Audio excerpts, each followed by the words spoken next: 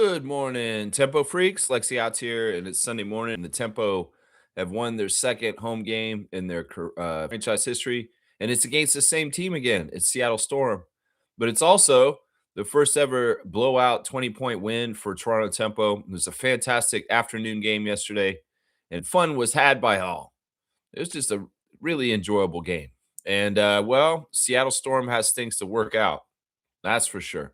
But Toronto Tempo has more things worked out more and more as this first season goes. They're now 5-4, and that's their record for their first month ever in the WNBA because they won't play again until June, and it'll be Commissioner's Cup action starting with the Liberty on the 3rd. Yeah, this is fantastic. If you had told me that the Toronto Tempo would win 5 games in the month of May to be 5-4 in their first month in existence, I'd be very pleased. And that's where we are. So I am very pleased. Yeah, we got all the cool stuff in reaction. We got the stars of the game. We've got the straight goods on Canadian goods. We've got the Redditors of the day, all the regular segments on the Toronto Tempo Freak channel. That's right. Toronto Tempo Raptor Freak channel. That's right. Let's go. All right, let's start with Trevor J. Words of wisdom this morning. Count your smile instead of your tears. Count your friends instead of your emotions. Count your joy instead of sorrows. Count your blessings instead of your problems, and trust God through it all because he always is going to be your answer to all your problems. There you go. Thank you, Lord above. Glory to God. And thank you for the blessings, and the gratitude comes from my heart for the good things in life and the things that sustain me. Thank you so much. That's right. Blessings to the Jones family, all the Raptor Freak families. That's right. Trevor J saying the Tempo had strong first quarter, didn't play good in the second quarter, but came back in the last 2 quarters to dominate and take the game win. Big win, 21-point blowout. Yeah, it's the first time the Toronto Tempo have had a 20-point victory. So once again, a first, inaugural firsts for our team over and over again. And also we found out during the game last night that Marina Mabrey had made enough three-pointers to be in the top 25 all-time for the history of the WNBA. That's big time. She's in the top 25 all-time top three-point shooters in the league's history. Like, meaning she's made so many threes like that. She's a leader this season in 3 points made. She's like second or something like that. She has like almost 30 already for the season. So this is cool. It's very, very cool. I mean, it's kind of fun to have players that are veteran on your team like Sykes and Mabrey who are collecting, accolades and doing stuff like Niara getting her career high or Slim getting her career high. Now Marina's got 3,000 points and she's in the top 25 of all-time made 3-point field goals made. That's pretty good stuff. That's very, very good stuff right there. That's right. Yeah. We're going to go over the box score pretty closely. I'll go over each of the Tempo players and the team stats and everything very soon. We will definitely go over that stuff. Yeah. The second quarter was a letdown. And Sandy in the interviews was saying, yeah, we didn't play good in the second quarter at all. And we made adjustments. And then, things happened better in the third for sure. The first quarter was a nice start too. They jumped out on them and were beating them pretty good, but they lost a lot of their lead in what they did in the first quarter, in the second quarter, and it was close at halftime. So, yeah, but then they separated in the second half. So, yeah, one dud quarter out of the 4, and it really was kind of just like not getting after it as much as they were in the other parts of the game, is kind of being, as Fiercey put it in our Discord server, a lackadaisical. A little lackadaisical in the second quarter. Yeah, that's for sure. That was true. Trevor's saying this. Spurs went on a different level last night. Speed the Oklahoma City could not keep up with, and SGA was the only one coming to play. Chet only 4 points. So overrated. Yeah, I'm sick of the Chet Holmgren overration. In some ways. Look, the Spurs fan in me is delighted by this, but I'm a little horrified and scared too, because I just hope that Wemby and them can take care of the job and get all the way, see it through, because we cannot have OG and those guys win. I'm telling you right now, the New York Knicks cannot win this championship because it will be a very, very ugly world after that. Just trust me. We don't want that. So script writing, I don't know what the hell happened in some ways last night, totally, but it's crazy. The Spurs are in the finals with Wemby for the first time this year. And well, we'll just have to see. He defeated the two-time MVP. He defeated the Oklahoma City Thunder. SGA saying that there's no other place he'd rather be in this country, Oklahoma City. Well, in that country. You didn't say it in the whole North America, right? Ah, yeah, Chet's overrated. The Spurs won. Spurs winning game 7 against the Thunder, and they are in the finals. This is huge, man. Let's go Bismack. Let's go Kelly. Get a championship, Olynyk and Biombo. Let's go Ron Harper Jr.'s brother. Let's go De'Aaron Fox, and show all the Sacramento Kings fans just how, oh my gosh, we trade these guys. Tyrese Halliburton and De'Aaron Fox are way, and they go to the finals way before, pretty soon afterwards. So yeah, it's gonna be an interesting finals. I really hope that Wemby is a real problem for the Knicks and Mike Brown, and that San Antonio just wins the series. That's really, really what we want. That's what I want. Anybody who's rooting for the Knicks, man, you're rooting for a division opponent, and you do not want this. Trust me. I keep saying it. There's a lot of delusional Raptors fans that are cheering just for OG. Don't cheer for OG. Trust me. Don't cheer for OG. If you want to race his history with the Raptors more, you cheer for a Knicks championship right now. I don't want to race OG from the history of the Raptors. And trust me, if he wins a championship with the Knicks, they're gonna overshadow his Raptors championship, even though he didn't participate, and there's gonna be even less of a connection with OG with our franchise. So if you love OG and you love OG's connection to the Toronto Raptors, you are not rooting for the Knicks, because this is the thing. He played this time. So he's going to get a championship with the Knicks. If he does that, that's not going to be good for his legacy with our team. So think about what you're asking for, Raptors fans that are just blindly rooting for the Knicks because of OG Anunoby. Seriously, think about this a little more deeply and just realize you may lose him because of a Knicks victory if that happens. God forbid the Knicks win the championship this year. God forbid it, please. James is here. Good to see Raptor Freak James, a participant in our fantasy WNBA league. Let's see. He wants me to do the scout of the day. Lex, can you scout Koa Pete? Koa Pete. I think I remember that name, but I don't know if I looked at him. That's a really weird name, isn't it? Koa Pete. It's like a campground bog or something. Is this what this is? Campground bog is what we'll call him. Koa Pete is an American college basketball player for the Arizona Wildcats. Power forward. He's from Gilbert, Arizona, so he's truly from Arizona. 19 years old, 6'8", 240 pounds, and he is played for underage USA teams. He's got 4 gold medals representing the United States in basketball. Koa Pete. That's probably where I've heard his name. 5-star recruit. 5-star recruit. All right, let's go look at the tube. Koa Pete highlights and see what we're seeing here. Yeah, 19. Well, he's a project, maybe. Let's see if he can look like he can contribute right away. We'll have to see. Let's watch. Which one should we watch? We could watch Koa Pete scores 30 points in college basketball debut for Arizona. This is his first college game ever? This one? Oh, geez. That was from 6 months ago. So he had his first college game. All right, let's see. 30-point debut in his first game in college. That's pretty good stuff there. That's pretty. All right, let's see. Where is he? Okay, he had a little shot in the middle of the lane. A bigger defender didn't really guard him. It's weird. That was a weird highlight to start. I guess that was his first basket in college. He does a pick and roll. He's rolling. He gets the lob.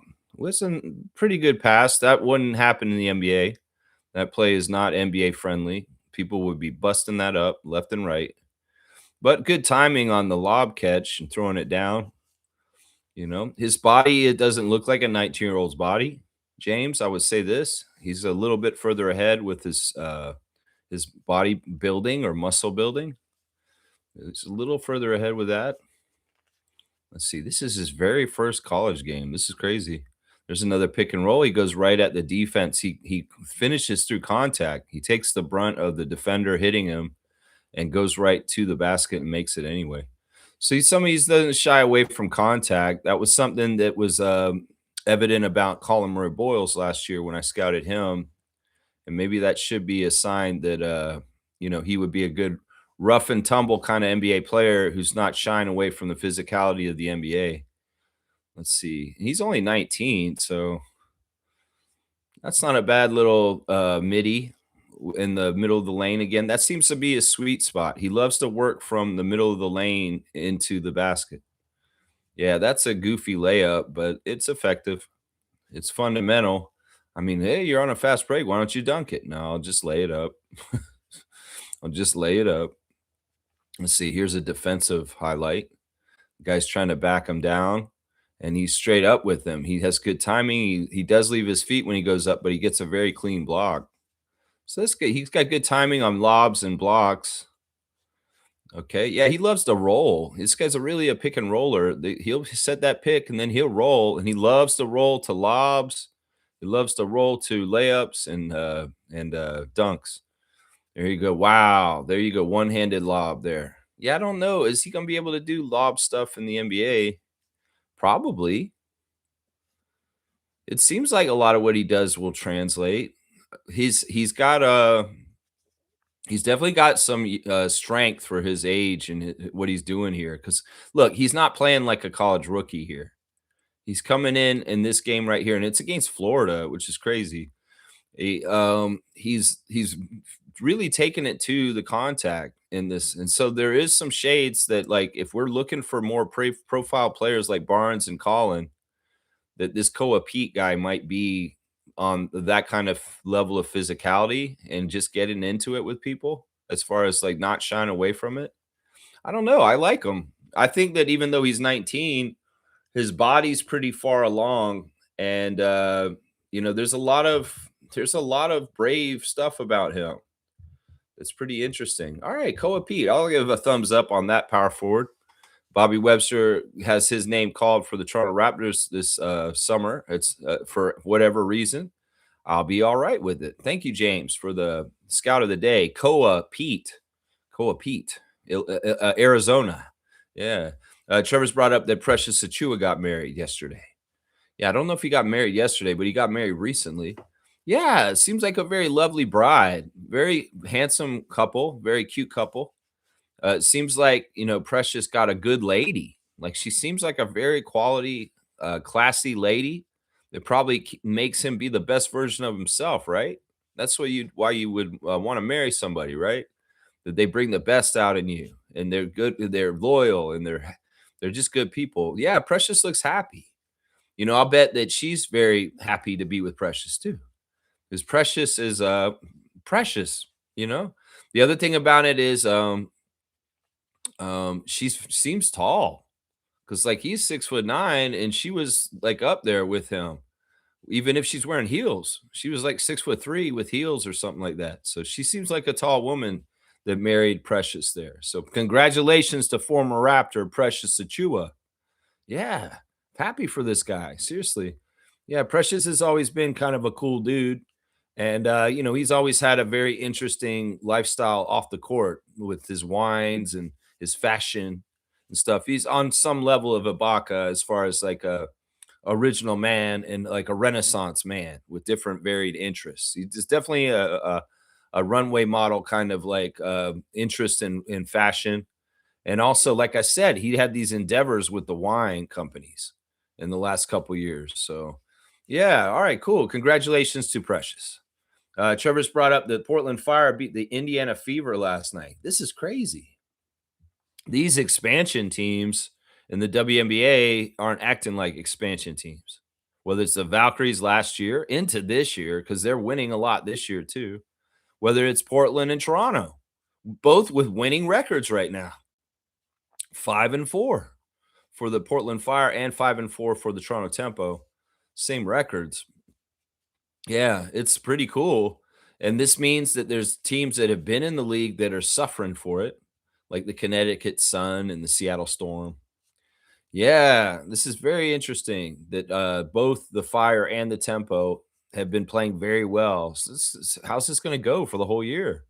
Is it going to continue like this? Sandy was talking about it after the game yesterday that the games are about to get progressively harder. It's kind of like that Raptors section of the season this year where it just seemed like every team we were playing was top notch and it was just a gauntlet of hell as far as these are your opponents for the next 2 weeks, Raptors. It's crazy. Well, it's going to get a little bit like that more in the next month in June for the Tempo. Now, there's Commissioner's Cup competition, which amps everything up. There's $500,000 on the line. And, well, we're going to have to play some solid teams in our 6 Commissioner Cup games coming up. And I like that they have them all in a row. They're not swapping them around just like the in-season tournament for the NBA. So yeah, that's going to be very interesting. I love that they got time off. Once again, they're getting a nice break of 3 days off before they have to play again on Wednesday. So this is good. This is good stuff to prepare for Commissioner's Cup. And Sandy's saying, yeah, we're doing great. We're beating teams, but we're going to start having the harder teams come up very soon. And we're going to see teams like the Fever, the Aces, and the Liberty and the Dream on our schedule in the near future. That's right. Those will be real tests, those games.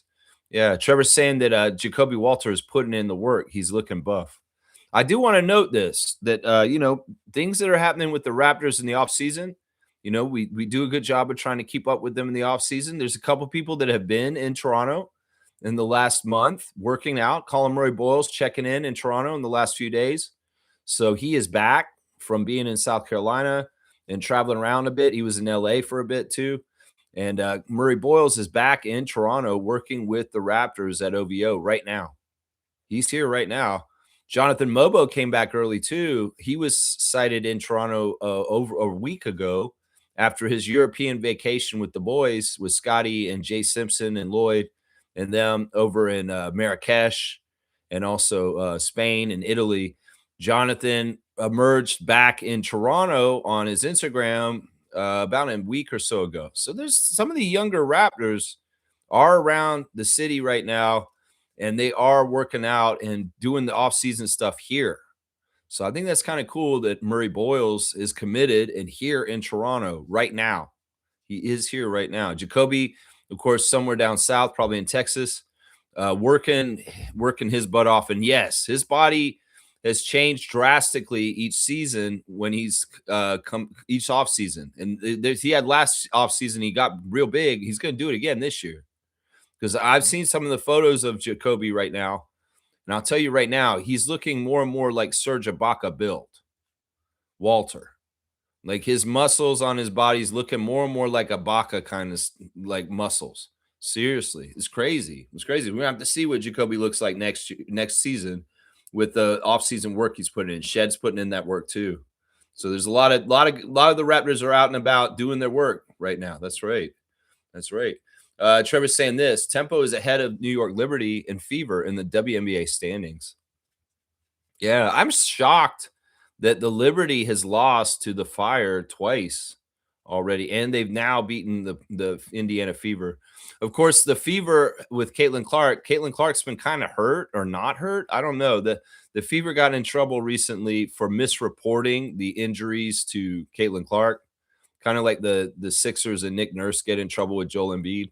And yeah, it's weird. The juggernauts of the league, because the Aces are having trouble winning in Las Vegas.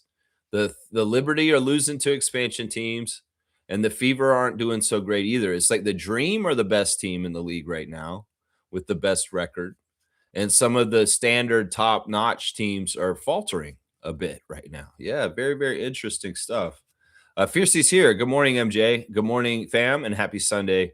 Great win yesterday. Was competitive for some time. Then we took control in the third. Yeah, it was awesome. All starters in double digits. Euskata deserved the chain. Yeah, the Cobra chain. Yeah, let's do it. Let's do the stars of the game real quick. I did pick Laura, the chain winner, as my number one star yesterday. I could have picked Kiki, but Kiki's been up there so much. And I actually left Laura out of the stars last game, but I felt like she was borderline one of the stars. So I wanted to make up for it and give her the straight up number one star for the game yesterday. I really felt like Yuskata's three-pointers were very timed, very important parts of the game. This has been evident so far this young season for the Tempo that Laura is making these crazy threes just at opportune moments that are very crucial to turn the game into a run for the Tempo. And all of a sudden, we're running off from getting a 10-point lead. So she's been a spark to getting that going. She's been somebody who's a catalyst, and I like that. Laura, 25 minutes, 14 points on 5 of 8 shooting, 4 of 5 from 3. Yeah, those threes are the reason why she got the chain. The reason why she was the player of the game for me was those 4 out of 5 shooting threes. You know, at one point, Laura was shooting so well that Trevor J got her confused with Marina. It's like, go, Marina. I was like, no, Trevor, that's actually Laura making the threes right now. That's not Marina Mabry. Because we're just so used to Marina doing it, right? But yeah, it was Laura. It was Laura making the threes. 5 rebounds, 1 assist, 1 turnover, 2 steals, a plus 25. That's another thing right there. She had a real winning effect because she had the highest plus minus, plus 25. We outscored the other team by 25 points when Laura was on the court. Yeah, I get the feeling that she's an interesting personality on the team because she's very humble. She's very easygoing. In some ways, she was getting teasing with Marina in the press conference after the game. Oh, if I don't shoot it, she's going to hit me. This is what she said. And Marina's like, don't say that. You're going to make me seem like a psycho. And she's like, and then Savannah Hamilton said to Laura Yuskati, blink twice if you're in trouble, which was, and Laura laughed. And then Marina was like dreading, like, oh my gosh, this is embarrassing. Yeah. There's another question they asked Laura after the game saying, you're playing out of position. You're playing out of position. And she got mad. She's like, why do you guys keep saying this? I'm playing in my position. I'm a 4. I'm playing a 4 position. I play 4 in Europe and I'm playing 4 here. You know, she's sometimes she has to guard the 5. Maybe that's her playing out of position. But it was funny when the reporters started asking the question about playing out of your position and trying to play in your position. Laura just got fed up and put her foot down.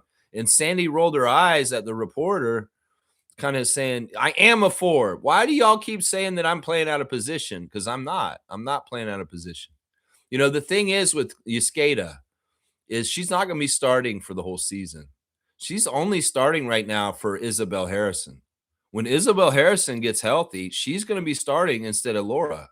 And Laura will go to the bench and be a very strong bench player for us. That's part of what Sandy's looking forward to is getting Temi and Isabel back so that in some ways she can shift her starting lineup around and shift some of the talent that she's using in the starting lineup to be more off the bench as role players. And in some ways, Yuskata's role is kind of like Sandro's for the Raptors. She's kind of like the same kind of player as Sandro, an energy big that's running after the ball, getting on the floor to get it and hitting threes and even dribbling the ball up the court a bit as a ball handler too. Yeah, the all-around talent and all-around usefulness of Laura Yuskata has been very fantastic for the Tempo so far this year. So yeah, that's the thing. When you could tell that that's what's going to happen, and she knows it already because they were asking Sandy about the switch with Kiki and Julie and how they kept Kiki in the starting lineup instead of starting Julie back because she was healthy. And she's just saying, well, we have people that are out, and when people come back or people come, we have to make tough decisions. We have to figure out who's going to be starting the game and who's going to get the minutes. And at that point, you could kind of tell Laura knows that, you know, when Isabel comes back, she's probably going to be coming off the bench. So it's good for her to get these starts, especially early in her WNBA career, because she is a rookie. She just started in this league, and she'd be, you know, it's the same for Kiki. Both of them could have been coming off the bench this whole time, but because of injuries, they've been thrown in the starting lineup. And this, in some ways, is accelerated and made their WNBA careers start off really well in good ways with good confidence and good quality time on the court, which is awesome. My second star is the other rookie, Kiki Rice. I could have picked Kiki Rice. to be the star of the game. In fact, I debated making Kiki Rice the number one star of the game because Kiki Rice is just steady. It's just steady. There's a lot about what she's doing that is so steady. Marina Mabry talking after the game about how much of a joy it is to play with Kiki, that she's dependable. She does a lot of stuff to help out. You know, she's a strong guard. We've seen that. I mean, I'm super impressed with how Kiki takes it to bigger defenders in the lane and is relentless. Like she's really good at evading a bigger defender near the basket. And if she's not making the shot somehow around them, she's getting fouled. And she's going to the free throw line and she's an excellent free throw shooter. And yeah, it's just like she's just so steady right now. And it really is an interesting look when you play her with Julie because there's nothing wrong with that. And Sandy's going to play them together at times, and it's going to go really well because there's a lot of defensive energy in that backcourt of Rice and Alamon. So yeah, Kiki Rice, 28 minutes, 17 points, 4 of 8 shooting, so 50%. She missed both the threes she took. She made a three, but they took it away from her because of foul away from the play, offensive foul away from the play. It's kind of bullshit. She made a three, but the rest took it away. She was 9 for 9 at the free throw line. In fact, the tempo were perfect at the free throw line for almost the whole game until Tiani Key bricked 2 free throws. And they missed 2 free throws by the end of the game, but they had made all of their free throws up until then and shot 31 of 33. And Kiki was the leader of that with 9 of 9 at the free throw line. Very professional, very astute, very beyond wise, and playing beyond her years. 6 rebounds also. She was one of the leading rebounders for the team. 1 assist, 3 turnovers, and 4 steals. That's the other thing. Kiki is a shit disturber. You know, the defense of the tempo got better in the second half, partly because of Julie. Julie came back, and Julie is a very good defensive guard. This is why Sandy loves her so much. And basically, we're not stopping people at the rim. We're stopping people at half court. We're stopping people on the perimeter. We are stealing the ball. We are harassing. We are pestering. And a team is not really that good with passing, or maybe just a little weird, like the Storm. Man, they're ripe for the picking. We can go mess them up. As Trevor J said last night, Kiki Rice is like Jacoby Walter, picking that pocket, coming up behind you and just taking the ball from you from behind. You didn't even know you lost it. You know, they dribble past you. Marina Mabry's swatting the ball, and boom, it's loose. And then another tempo player is collecting it, and they're running up the court and get a transition basket. That's a lot of where their defensive front line is in the backcourt. And they're screwing up teams up in the defense in that area. You know, these teams can't get past the backcourt to get inside to use their size against us. That's great, because we're getting the ball away from them and we're running the other way and we're getting easy baskets. Yeah, that's a big key right there. 4 steals for Kiki Rice, a plus 24. Another huge plus minus like Laura's, plus 24. Yeah, these are rookies. These are rookies. They just showed up. They're leading our team right now. These are rookies. My 3rd star of the game is Marina Mabry. Marina was fun. She started hot, which I love. It's so much fun when she's got swagger right from the start of the game. And she had 2 threes within the first 3 minutes of the game. And they were confident threes. It's the kind of thing where, you know, I was watching the game with my dad, and I say, she's going to make that. And I'll say it right before I say, all good. And she doesn't disappoint. She makes the shot. And it's like, I can tell when she's lined it up right and she's got it right. She's such a set shooter. And, you know, there's a method to her madness with her very deep shots and the way she lines them up and the way that it drops the way it does. This is a lot of practice. This is a lot of years of playing basketball and shooting a lot of long shots. And she is like that. Seriously, this is no joke that she's in the top 25 of 3-point field goals made in WNBA history. This is no joke, because this is her life's work. And it's amazing. Seriously, it's amazing. She's such an interesting player. Like, she's so interesting with her emotions and her personality and her fieriness and just her explosiveness. She's just explosive.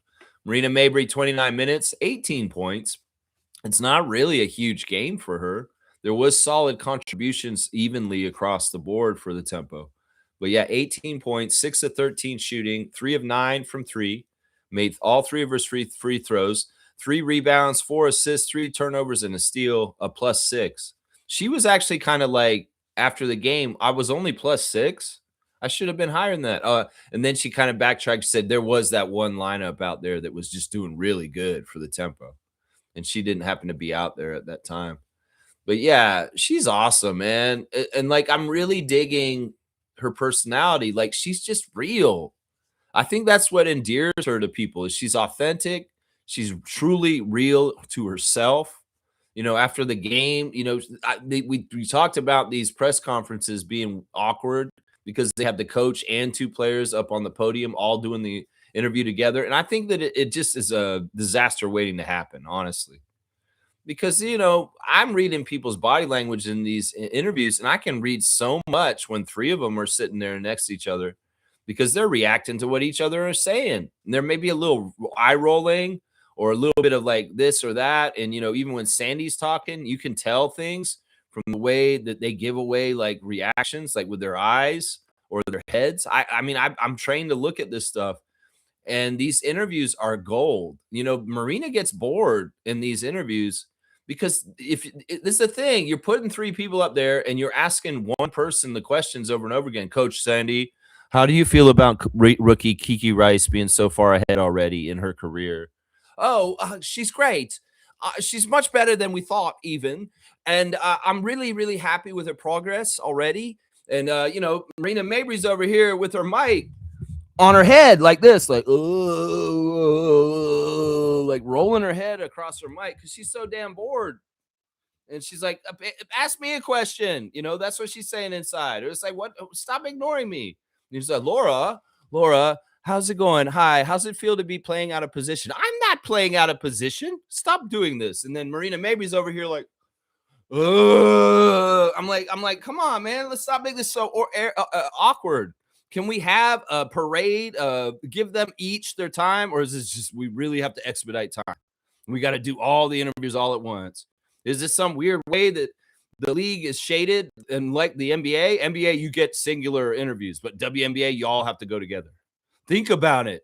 Is there some sort of mastermind? Kathy Engelbert, she's like, if we put them all in the room together, maybe there'll be more drama, more sparks flying, more emotions, more problems with cattiness or weirdness about, people getting more questions and getting ignored and shit like that. It's a landmine waiting to be stepped on, this bullshit. I'm telling you right now, they may have been doing this for 30 years in the WNBA. Raptors are going to come in and say, y'all can't do this no more. You shouldn't, because this is not giving the individual players and the coach the shine and the attention that they deserve. They don't deserve to go up there. I mean, if I was an NBA player, I'd be like, I want my moment. I don't want no Justin Champagnie jumping in my microphone saying, this is my son. No, I want my moment, Jeff Dowtin Jr. I don't want people jumping in, or I want people, you want to get your interview. And then meanwhile, on the CEBL, we got Scarborough Shooting Stars, Miles Powell, handing the mic to his buddy Thomas at the end of the game, saying, no, this interview is not for me. I'm walking away. This is from my guy Thomas here, who hit all these threes to help us beat this team tonight. What is this? Why do they have to all go at the same time? I really do love the pregame pressers with the coaches. They've been fantastic listening to Sandy before the game and what she's saying, what's going on. Thank you, Trevor, for posting those, by the way. I really appreciate you for it. But these after-game press conferences, I'm telling you, they are just a disaster waiting to happen. Seriously. But yeah, Marina gets bored up there. Like, y'all better feed questions equally. I feel like Savannah's kind of helping with that. Savannah Hamilton, she'll notice like when somebody's like not getting attention on the dais between the 3 interview subjects, and she'll go and give a question to whoever's getting ignored the most.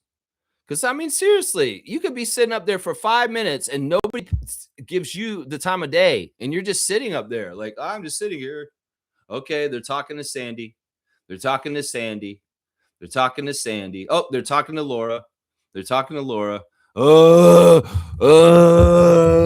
I'm putting my head on the mic.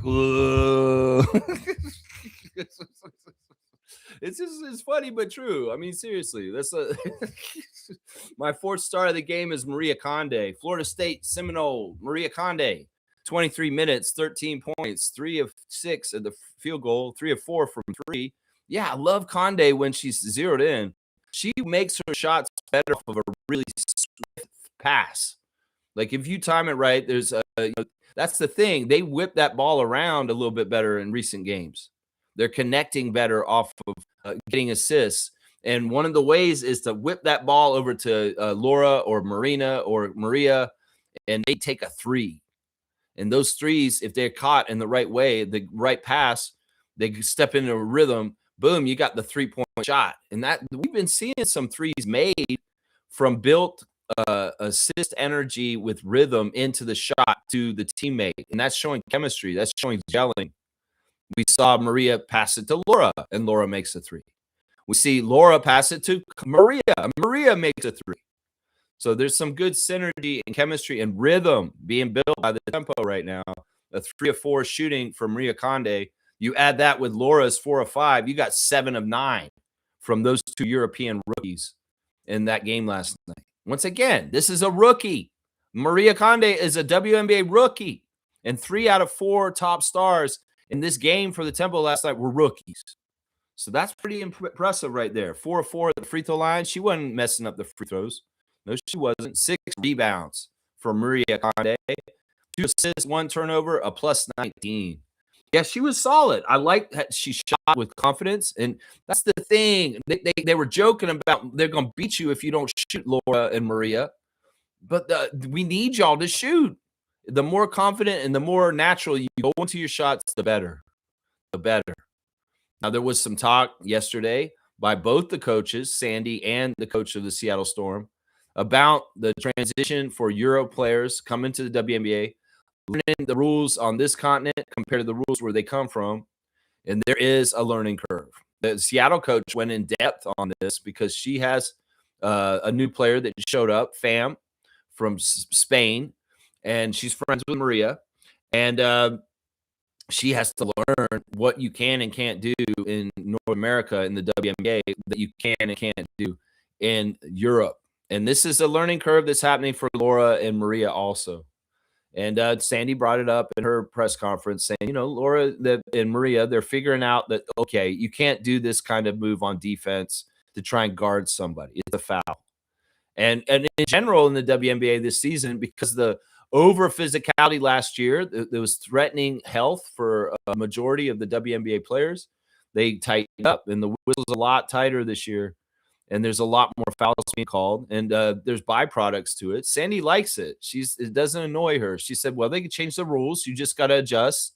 You got to learn for it. I think it's good changes to the rules, So she's not got a problem with it, So, the players shouldn't need. They just got to adjust and learn the new rules and understand what you can and can't do and what's going to be a whistle.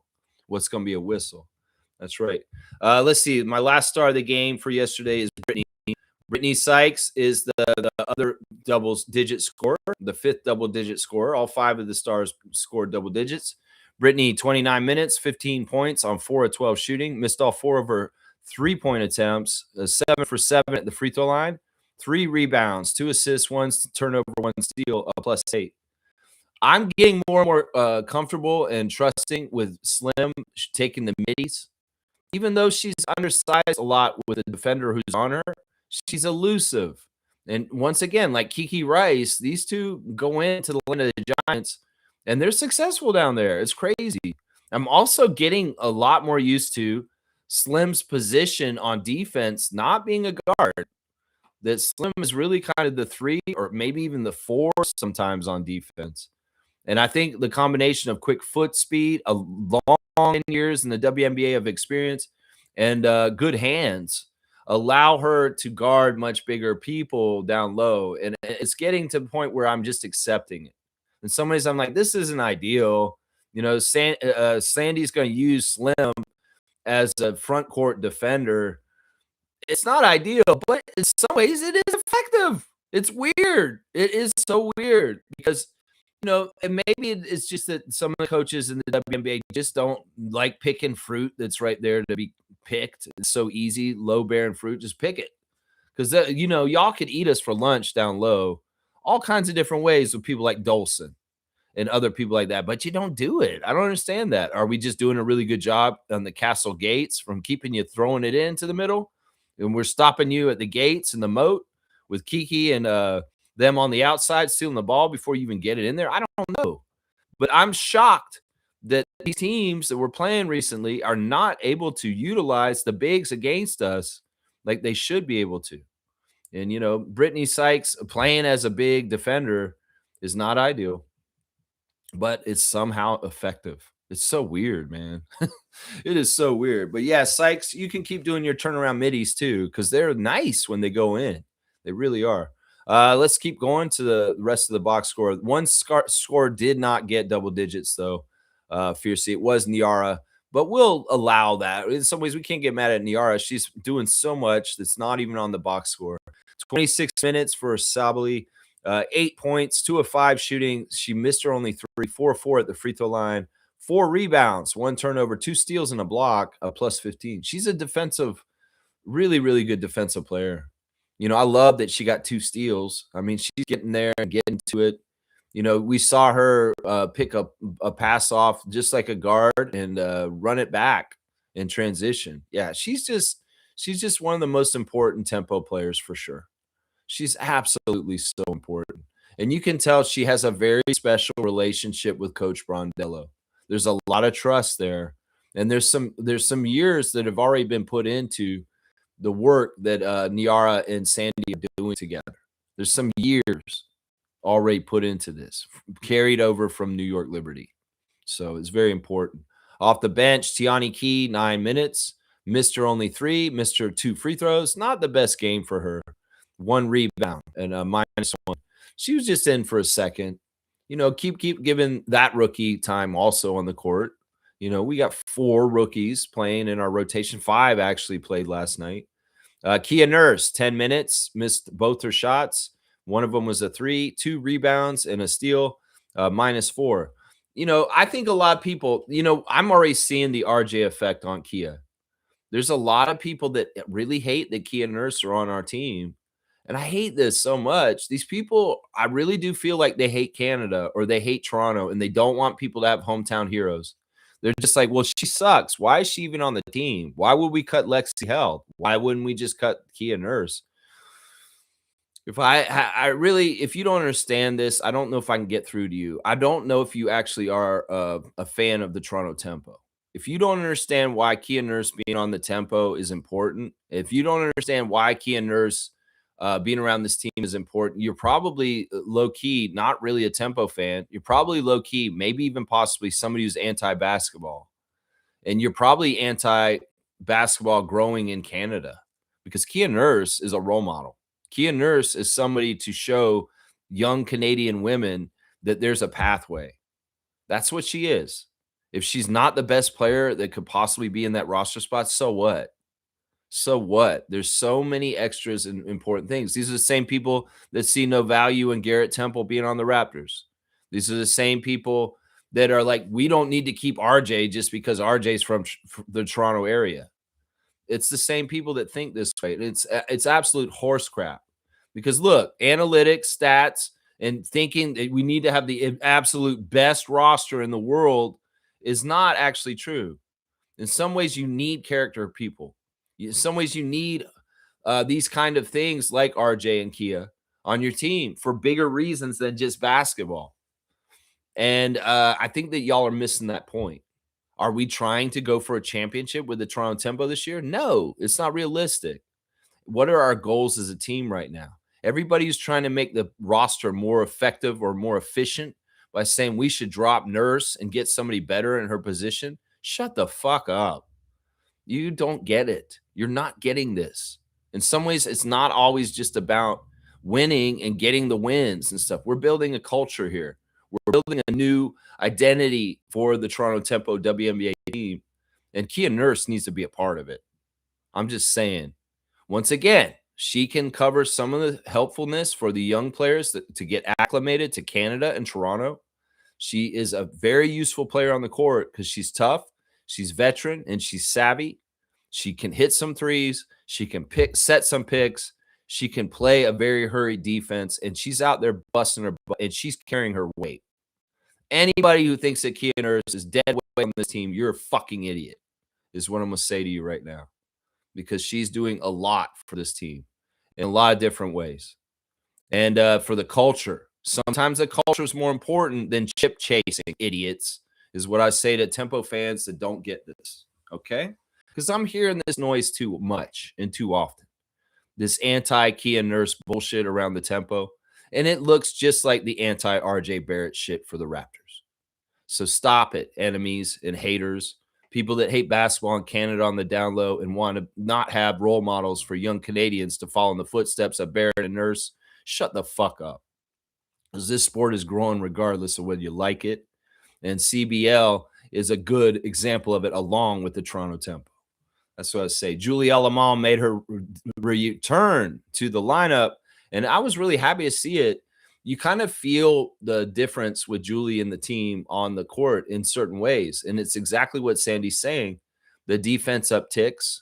You know, there's no joke that the 5 games that Julie was out, we missed certain things on defense.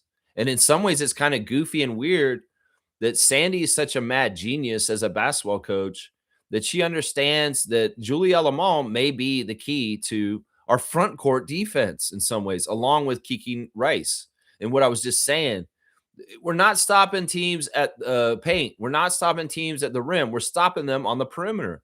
And when you have defenders like Sykes, Mabry, Alamon, and Rice running around out there as the guards, you are shit disturbing, and you're making them screw up and lose the ball before they even get near the paint. And Julie Alamon is such good concentration, so dialed in. And you get on that end of the court a very dogged defender who's very dialed in. And then on the other end, you get a playmaker. You get somebody who stirs the pot. You get somebody who puts the tempo up a beat or two, because she's bringing the ball down fast and she's distributing and she's looking for teammates. She's not looking for himself. And in some ways, that's hurting her. That's hurting her. And that may be why she's going to end up being the backup point guard for the season. And Kiki's going to start, because Kiki's more offensive minded and getting points for herself. And Julie's not doing it. She had a bunch of different opportunities last night, and she's still passing up shots to give it to other people. And I mean, that there's something commendable about that. But once again, as Sandy keeps saying, we need all of y'all to try and score, because we need points.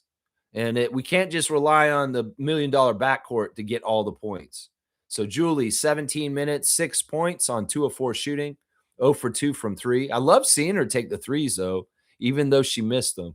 2 for 2 at the free throw line, 4 rebounds, 4 assists, 2 turnovers and a steal, a plus 15. Her presence was felt. In some ways, you know that it's a good point guard when the feel of the game is different when they are present.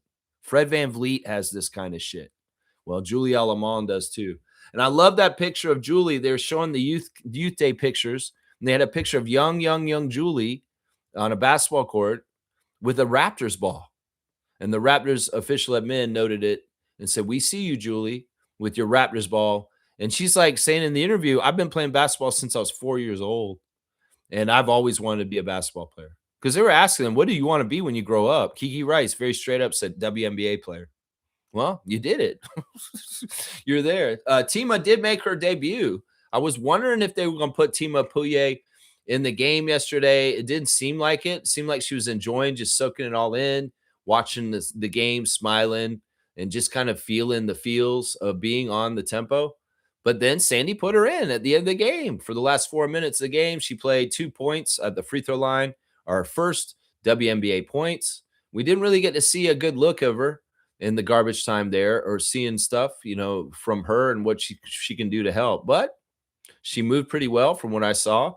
She's a good size for a WNBA player out there also. So, yeah, good to see her make her WNBA debut. So the 5th rookie in our lineup out of 10 players, half our team is rookies, WNBA rookies. Yeah. There you go. That's the Toronto Tempo box score for the team. We'll jump across the court and look at across the way. Heidemann was interesting out there. Her shocking pink hair, very, very active player. In fact, that's kind of like the Cloud versus Sykes matchup from the last game. You get Heidemann versus Sykes. Very, very active, competitive matchup. 18 points for Heidemann and 7 and 12 shooting with 7 assists. So, yeah, a pretty good game by her. And then the only other Storm player that did anything was Horston, was 15 points. Flage, kind of disappointing out there. And Melbourne never even got going. Now, what is going on with the announcers and then Jade's name? Like, seriously, do y'all call Shelburne Street Shelburne? Like, there's a station on TTC, Shelburne. Do you call Shelburne Street? Do you call the Matt Damon movie trilogy, the Bourne identities, the Bin identities?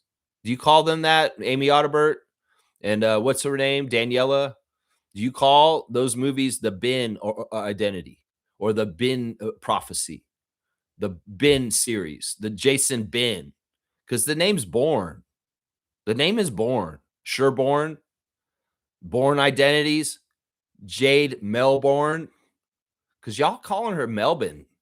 Melbourne to the basket. Melbourne. I don't see no fucking I in her last name. It's a OU, isn't it? I mean, I've heard her national coach, Sandy Brondello, the coach of the Toronto Tempo, call her Jade Melbourne in the interview. So why is it that our announcers can't fucking say Jade Melbourne's name correctly, and they're calling her Melbourne? Jade Melbourne. Her name is Melbourne. The city in Australia is called Melbourne, Australia. That's the name of her. Like, what is this? And I have a huge gripe with y'all too, Daniela and Amy. And it's not Amy I'm upset with as much, because Amy's awesome. Amy's bona fide. Amy is a hurricane. Amy is a player. Amy is somebody that we had in the Raptors scrum and went to Miami, and now she's back with the Tempo in the summer. I love that. Y'all's voices are too similar. I can't tell which one of y'all are talking. We need a little bit of difference. Matt Devlin, Jack Armstrong. We can tell who's talking when the two of them are talking, right? Alvin Williams, Matt Devlin. We can tell who's talking. You know, we need a little bit of a difference in the inflection and the tone and the way the voices sound, because it sounds like a split personality person calling the Tempo games right now. It sounds like your voices are too similar, is what I'm saying. I can't tell which one of you is talking, Amy and Daniela, because y'all are too similar with your voices. And there's a problem with that. So I don't know. Maybe we need to get a little bit of diversity in the tone of the announcers for Tempo games, just so we can differentiate who the fuck is talking. Because I can't tell. I'm listening to the game and I'm like, was that Amy who said that? No, I don't know. And in some ways it doesn't help, because Daniela doesn't act like a play-by-play announcer. She's a little bit too much with her own character and herself. You need to be a little bit more. I'm not a person. I'm a robot that's just calling the game, and I'm just doing the call. Because when you start putting your emotions and your information and your opinions, then you become what Amy's supposed to be doing as the color commentator. So there's some problems with the broadcast on TSN for Tempo. And those are the ones I'm saying right now. Some of the pronouncements, I know I'm not perfect with the WNBA pronouncing names, but Jade Melbourne is a name that I know is correct, because I've heard her coach from Australia say the name right. And I don't know where the fuck y'all got Shelbin or Bin Identities from, or Jade Melbourne. Melbourne? Why the fuck is her name Melbourne? Seriously, y'all. Seriously, I should stop going on about this. It just really bugs the shit out of me. I'm not going to lie. It really bugs the crap out of me that they continuously say this. Jade is so cute, though. Like, did you see that one clip where she made that scared face? They kept showing it, and it's like the Tempo are coming back, and then they'd show Jade Melbourne at the stanchion going like this. That was hilarious when they did that. That's hilarious. Yeah. But yeah, tough game for the Storm. And man, you can tell they're going through it. Like, they call it a rebuild, right? They're in a rebuild. They, as Fiercey pointed out, they lost all their key players last year, including Brittany Sykes. They had some big time players, Gabby Williams. And these players have gone on to other teams in the offseason. So the Storm are searching for a new identity. And well, in some ways, their rebuild is worse off than our franchise expansion start. That we're in a better place starting fresh with what we have already built in Toronto than where they are with Seattle in their rebuild. It's kind of crazy. It's kind of crazy. I like it. We're above them in the escalator. That's right. Team stats. Let's do that real quick. The tempo shot 44%, which is not really as good as they usually shoot. They did make they made this is crazy. All right. The Storm got like 12 more shots on goal than us. And they actually did make 3 more shots than us, but we beat them at the free throw line. I don't know why or how, but Gina Cross and Tyler Murkovich and Marcy Williams were not calling free throw fouls for the Storm. Maybe they weren't aggressive enough, or we were just playing so well. But we were aggressive and we got to the line a lot. They only got 8 free throw attempts and we got 33 free throw attempts. We outscored them at the free throw line by 24 points. And that's the margin right there. The aggressiveness of people like Sykes and Rice gets us to the line and we get free throws. And that's where we outscore the Storm. They shoot more than us out from the field goals, but we beat them at the free throw line. We got 10 threes. They only got 7. So we did shoot better from 3 than them. 94% free throw shooting is badass. I mean, that's part of the thing is so fun. Like we're watching the tempo and they have made 30 straight free throws and not missed a single one the whole game. And I'm like, this is fun. I like when my team makes all its free throws. Isn't that nice, Tempo fans? The rebounding battle was won by the Tempo, 34-32.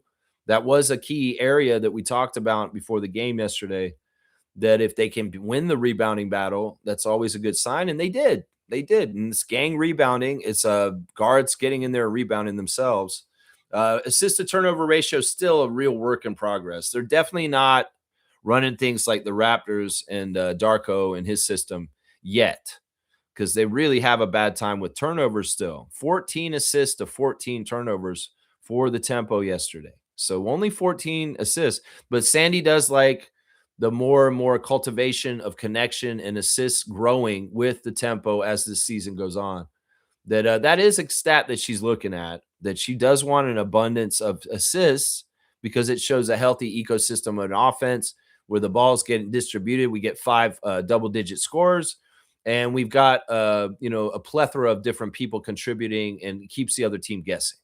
You know what I'm saying? But yeah, 14 assists isn't enough. They need to get that up to 20 as best as they can. 21 assists for the Storm with 18 turnovers. Yeah, fast break points. We got them 17 fast break points for the Tempo off of the turnovers. That's pretty good. Points in the paint, they beat us 36-26. In some ways, that was the one area where they could have gone and gotten us more, but they didn't. They really didn't. So yeah, good job by the Tempo beating the Storm once again for the second time in Toronto at Coca-Cola Coliseum. That's the only team we've beaten in Toronto so far this year. All of our other wins have been on the road, and we got 2 wins at home against Seattle. So yeah, next week we'll play the New York Liberty in the Commissioner's Cup in our next game. Yeah, there you go. There's the box score for the Tempo from last night. Looking a little more in depth at the different aspects of things. Yeah, this team is fun. But like I said, I think that if we need to get more fleshing out of our offense, Sabali, Harrison, Fagbenle, we'll see. We'll see how that all goes. Yeah, Fiercey likes the words of wisdom from Trevor J. And she likes the Julie Kiki lineup. Reminded me of how effective the IQ Jamal lineup was. Yeah, I mean, look, it's tough sometimes when you're on a team and you have to balance your own selfish ego and wanting things for yourself, but also, being a good teammate and supportive of the people around you. There's probably some underlying a little bit of that's weird between Alamon and Rice. It's natural to be like that. I mean, it's sure that there's a little bit of underlying that's between Jacoby and Grady. but they're very good teammates for each other and they do care about each other and they want to play the right way. So they have to be playing off of each other in a connected and bonded way. And that's a tough balance sometimes. Kiki Rice probably has different designs and goals and wants for her WNBA career. And Julie Alamon does too. Can we make it coexist? Can we make it work? Yes, because both of them are very professional basketball players, and they're going to be professional about it. So yeah, Sandy has a tough decisions, but as she said in the press conferences yesterday, these are great problems to have. Is that we've got a lot of choices, and you know what? Yeah, the guard depth on the tempo is insane, and now with Tema on it, I mean, what are we doing here? We got guard depth like crazy, but where's the front court depth? That's what I'm wondering. That's what I'm wondering right there. That's right. Yeah, Trevor's saying thank you to Fiercey. Fiercey saying congrats to Precious and his beautiful wife. Yeah, very classy wedding photos. It looked like he was standing in front of a stately manor with pillars and very, very classy, very high level, like kind of stuff there. Yeah, Trevor's saying, and I will be in New York for that game. You're going to go to the Liberty game next week on the 3rd, Commissioner's Cup. Well, the Commissioner Fund better be there. That makes sense. It's going to be a Commissioner's Cup. Commissioner better be there, right? That's what's going on. They called him. It's like the bat signal, except it's a basketball, or it's like it's a basketball with a maple leaf over it. It's like Commissioner Fund, Trevor J. We have to summon you to New York City. There's a Commissioner's Cup game. We need you there. Yeah. He'll be repping that tempo. I'll bet you he'll wear those Adidas. That's right. I bet you will.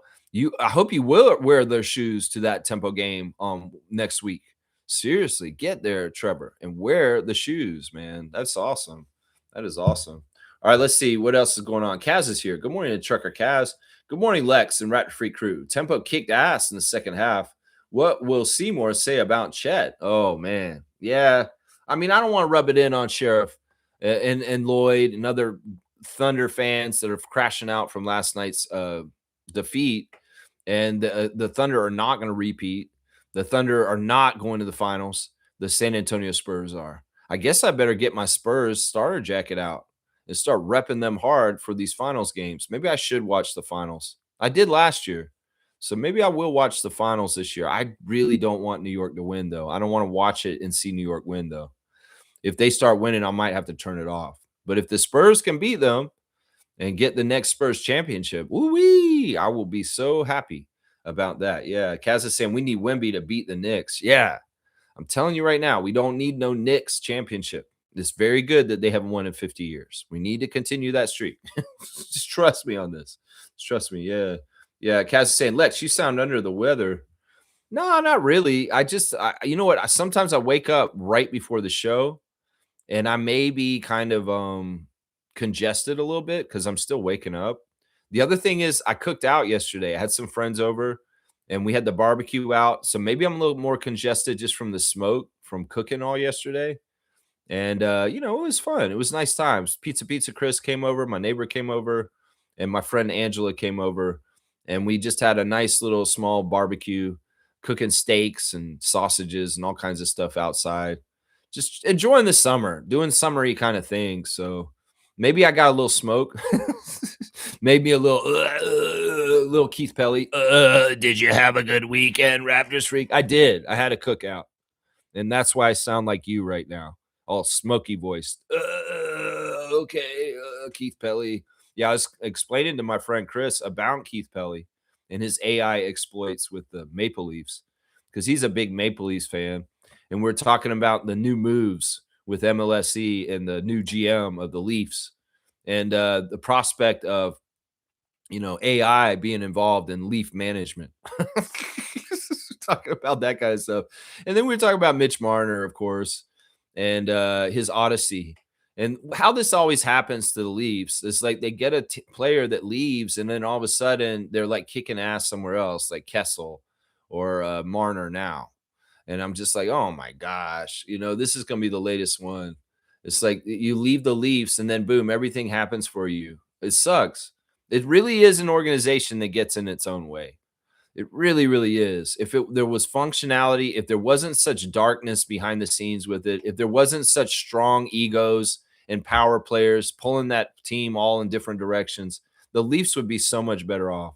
They needed a Masai Ujiri for the Leafs, honestly, because that's been the biggest problem with the Leafs since I've paid attention to them and in the least is that there's always been too many cooks in the kitchen and they don't have a scheme or a plan that is one man's vision. They have a vision from a whole bunch of people and it's all over the place. And that doesn't get you to the place that you want to be because that should be one man's vision because one man's vision will get you the path and get you there. One woman's vision for the tempo. It's Teresa Resch. She's the leader. She's the president. She has an idea of the direction. She's steering the boat like Ujiri did for the Raptors. Who does that for the Leafs? Well, for a long, long time was Shanahan, right? It's been different people, but always there's MLSE ownership class and of really devoted fans and people. Like this has always been the problem with big programs is people care too much and they want in their ego to go and control it or help try and control. They're not helping. They're just getting in the way or they're causing more problems or there's a power struggle behind the boardroom doors that nobody knows about publicly because people are trying to be in charge and they're bowing up to each other and egos are clashing.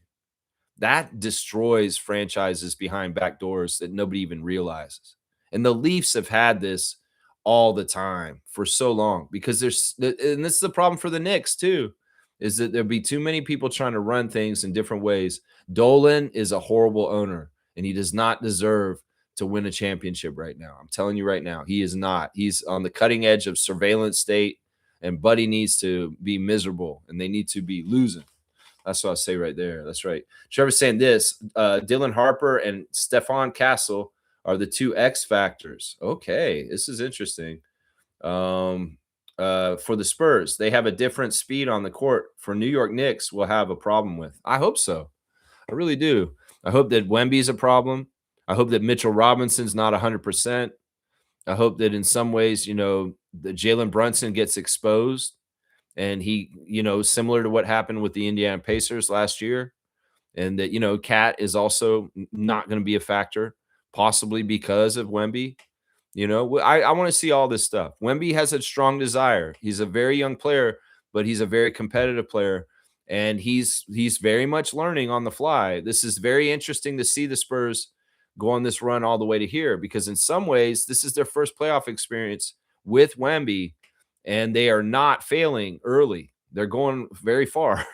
In some ways, I thought that, that's a young core with the San Antonio team.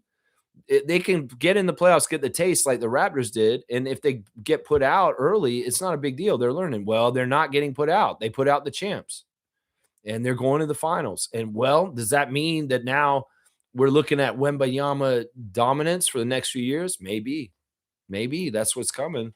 That could be it right there. Cool Cat saying this. Good morning, Raptor Freak family. Man, the Wemby era started way too soon. See, this is what she's talking about. Time to draft some very long centers to try and defend Wemby. Yeah, Oliver Ryu, are you ready? Can you get up here, Oliver Ryu? Can we steal Zach Edey from Memphis? We got to get him out of there. That's not the place to be, the land of Elon's data center and just horribleness in some ways. I feel bad for the people of Memphis. The people of Memphis are awesome. But in some ways, we need to get Zach out of there. We just need to get him out of there. Can we get Zach in a Raptors jersey? Because we need him up here. That's right. Stargate's here. Good morning, Stargate. What an awesome game. Blow that team out. Great game from Condi, Laura, and Kiki again. Were fantastic. Yeah. It was a good game. I love seeing Dylan Brooks at the game. That's cool. I saw that Dylan was kind of dressed nicely. He was wearing like cowboy. He was wearing a double denim on denim, like a Canadian tuxedo. And he looked like he was kind of looking fresh. Like, I don't know. He's trying to impress the WNBA world. And like, he didn't look like, sometimes he wears really crazy shit when he goes to games, right? When he's a spectator. Like, didn't he go once and he had like the crazy hair, like Outcast and the Hey Ya video? Like, Andre 3000 straight hair down the side of his head. He's wearing sunglasses and looking all crazy and like a psycho. No, he looked like he was all happy and family friendly. at the Tempo game yesterday, sitting at courtside. It wasn't Villain Dylan. It was Canadian Dylan enjoying women's basketball, which was cool. Yeah, yeah. We also saw former Raptors 905 Olivier Sarr at the game yesterday, and we were speculating he has a connection to our new Tempo player Tima from France, and that they may be colleagues or friends or what nature of their relationship we have no idea. But it was interesting to see Sarr back in the GTA for a WNBA game, even though he's a Cleveland Cavalier two-way player now, getting snatched up from our Raptors 905 this season. That's pretty interesting stuff. Yeah, Stargate, what a fun team to watch, eh? They're so fresh and new, and they're successful, which makes it fun. In some ways, I was gearing up for a Tempo season where it's just like it's gonna be so fresh and fun, and we're just happy to be here. But wow, getting wins too? Okay, I'll take it. I'll take it. We can get wins too. That's fun. That's right. Cool Cat saying defense wins games in the WNBA. Expansion teams show that there are a lot of good players and too little teams. I'm starting to realize with the W that it is really the scheme and the vision of the team. And if you can really build it together, there is a real, like Cool Cat is saying, there is a lot of very talented players that are on the outskirts of the league. And if you're very creative with how you build your design, your scheme, and your theme of your team, that can be a whole leg up in being a better team in this league. Because, like, look, if you don't know what you're doing with your GM in the WNBA, you may be screwed. Seriously, if your coach is kind of you may be screwed. Because I think that the competitive margins in the WNBA are a lot closer than the NBA in some ways, and you can see like a team can change very fast in 1 year in the WNBA. They can plummet down to being into obscurity, or they could get really good really fast and be up near the top of the league too. So this is very interesting as I learn more about the WNBA intricately, following the Tempo very focused. Very, very interesting. Yeah, very, very interesting. Smooth's here. Good to see you, Reggie. Good morning to you, sir. That Chet extension kicks in this summer. Have a feeling he's going to be traded to the Bucks for Giannis. That might be the only way to compete with Wemby. uh, Man, now immediately after the Thunder are eliminated, the Raptors player fans are coming out with "We want Lou Dort. We want Lou Dort," and this could be realistic. Seriously, I've been saying I don't want any more guards on this team, but to bring home a great Canadian like Luguetz Dort and putting him in a Raptors jersey, I would be all about that. Seriously, we could figure that out. Luguetz plays with RJ on national team, and they have a familiarity of playing with each other already. And Luguetz is a very good defender. I mean, in some ways, you put him in around Jacoby Walter and Jamal Shed. Well, there's your new Caruso and Wallace, Mr. Dort. Yeah, you're not playing with Alex and Kaysen anymore, but you're playing with Jacoby and Jamal now. Yeah.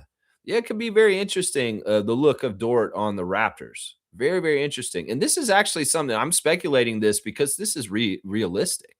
This is realistic in a possible way.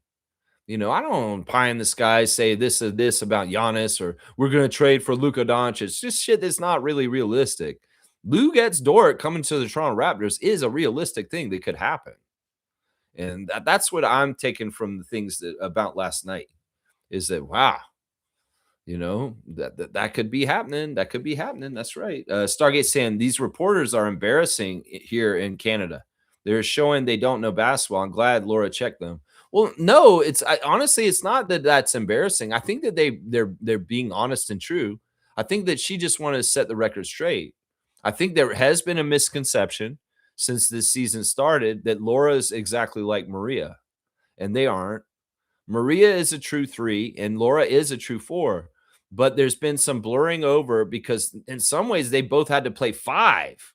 And it's been true to say you've been playing out of position to both of them. It's just that Laura wants to set the record straight and say, when I play 4, that's not out of position. You guys are saying I should be a 3 like Maria. No, I'm actually intended to be a 4. And Maria's intended to be a 3. So there's been a bit of confusion about what numbers or positions, whatever superfluous system that these women are supposed to be playing right now. And I think Laura's just insulted because she's always thought of herself as a power forward. She's always thought of herself as a four. And people telling her, you're playing out of position at a four. She's like, no, I'm not. No, I'm not. I don't know. I'm not. It's not the reporters I'm embarrassed for. Actually, I'm really impressed with the media scrum for the WNBA. The reporters are very considerate and respectful to the players.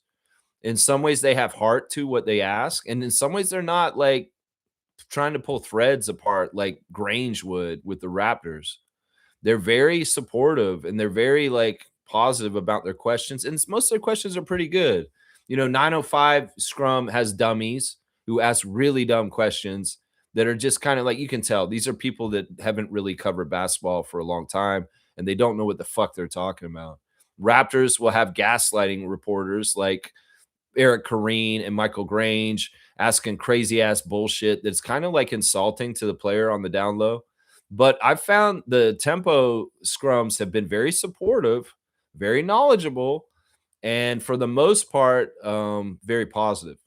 And that's people like Shireen and Chelsea and Savannah and Lindsay Dunn and other people. Like there's a guy named Mike who asks questions all the time, and then of course the lady from the Ballers Network that asks questions always at the end, and they're pretty good questions for the most part. Yeah. Let's see. Ghost is back. Good to see Ghost back in the chat. Brondella's a good coach. Y'all starting strong. Yeah, it's really translating. It's been a huge hire. I think it may be one of the most important things that Teresa did to start this team is get Coach Brondello. Yeah, I kind of figured that this would happen. And, months ago when we got her, I was like, she's going to attract good free agents. She's going to attract quality players to our team. And I think Isabel Harrison and Brittany Sykes are two of those free agent signings that we got through this. So yeah, she's it's a weird thing because coaches at the pro level are not really recruiters like a college coach is. Like, oh, you want to come play for this team because Don Staley coaches it, right? South Carolina. No, in some ways it's like it can be like that with Brondello. I don't know how many WNBA coaches are a draw for the players to come because a lot of them are young or unknown, but Sandy is. And Sandy, people, that's a bona fide person right away. And the other thing that's really helping us with Coach Brondello is that she has the respect of the refs immediately. Like we're not getting expansion calls partly because of her track record and her body of work, and the refs know her already.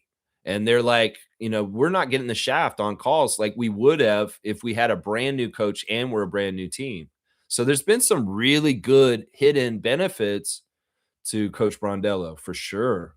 Beyond just that she's a fantastic Hall of Fame coach, two-time champion coach. Reggie's saying the Thunder have the draft capital and the players to make the trade and not disrupt their team. I hope they do it. So you hope they do trade to get Giannis and pair him with SGA? I wouldn't hate that. Seriously. I might get even more behind the Thunder in that case because Holmgren's probably the only guy I really don't like on the Thunder team.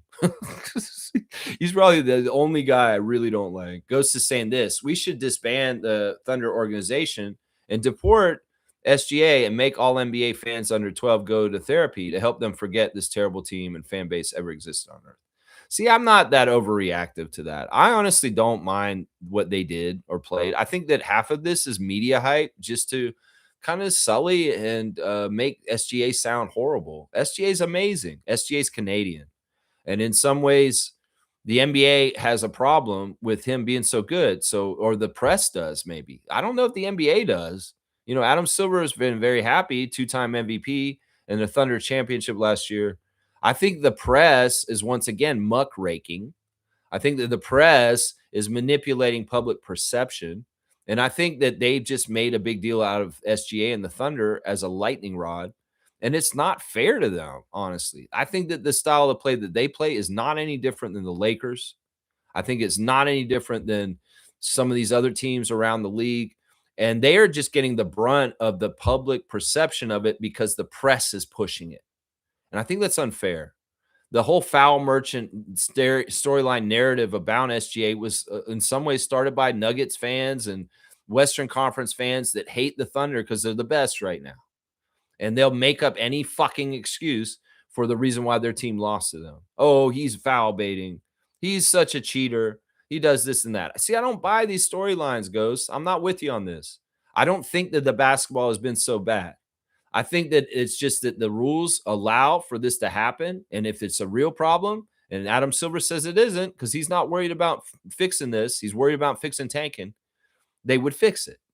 If they're doing it within the lines of the game, then there's no problem here. But why is it ethical and fine when Austin Reeves does it, but it's not when SGA does it? That's what you got to ask yourself. That's kind of the bullshit right there. Is that honestly, it's like you're only choosing this team because, in some ways, I think it's because he's Canadian, and also because this is not a huge market. And in some ways, we want to taint them and make them not as impressive for their accomplishments. So I don't agree with this at all. I think that the Thunder are fine. I think that the way they do things is fine. If it was a big problem, the referees and the NBA would come down on them and change the rules. And I think that a lot of this is manufactured by the press as the regular bullshit. It's just like, why do they ignore the Raptors? Why do they not talk about the Raptors? Because it's very much on purpose. And very much on purpose, they build a whole narrative around SGA and the Thunder this whole year. And in some ways, that's to taint and tamper and take away from accomplishment that they've made. That's the way I look at it right there. Look, they're going to get the Sonics back and they can take that championship from Oklahoma City back to Seattle. But that team in Oklahoma City is established, and it's staying there. It remains to be seen if Michael Cage will stay there, though. We'll say that. Trevor's saying, Sandy says she's very surprised Kiki being so good as a rookie. Well, they asked her this question. Did you think you would have to use her like this right away? She said, yes. I thought that I would have to. I thought that she would be very good right away, but we didn't really think we'd have to use her like this right away because of Julie's injury. Julie being out has accelerated Kiki Rice right from the start. They were going to ease her in a little bit slower and progress with her a little slower, but that she got thrown in the fire because Alamon was out and she got to start. And well, she take that opportunity and ran with it. So, in some ways, it's like this is why we drafted her. We knew that this is her character and who she is. And well, we're just really happy that we can plug her in and play her right away. And she's extremely effective as a foundational piece of the Toronto Tempo inaugural season. So yeah, she's not really surprised because she knew that she was like this when they got her.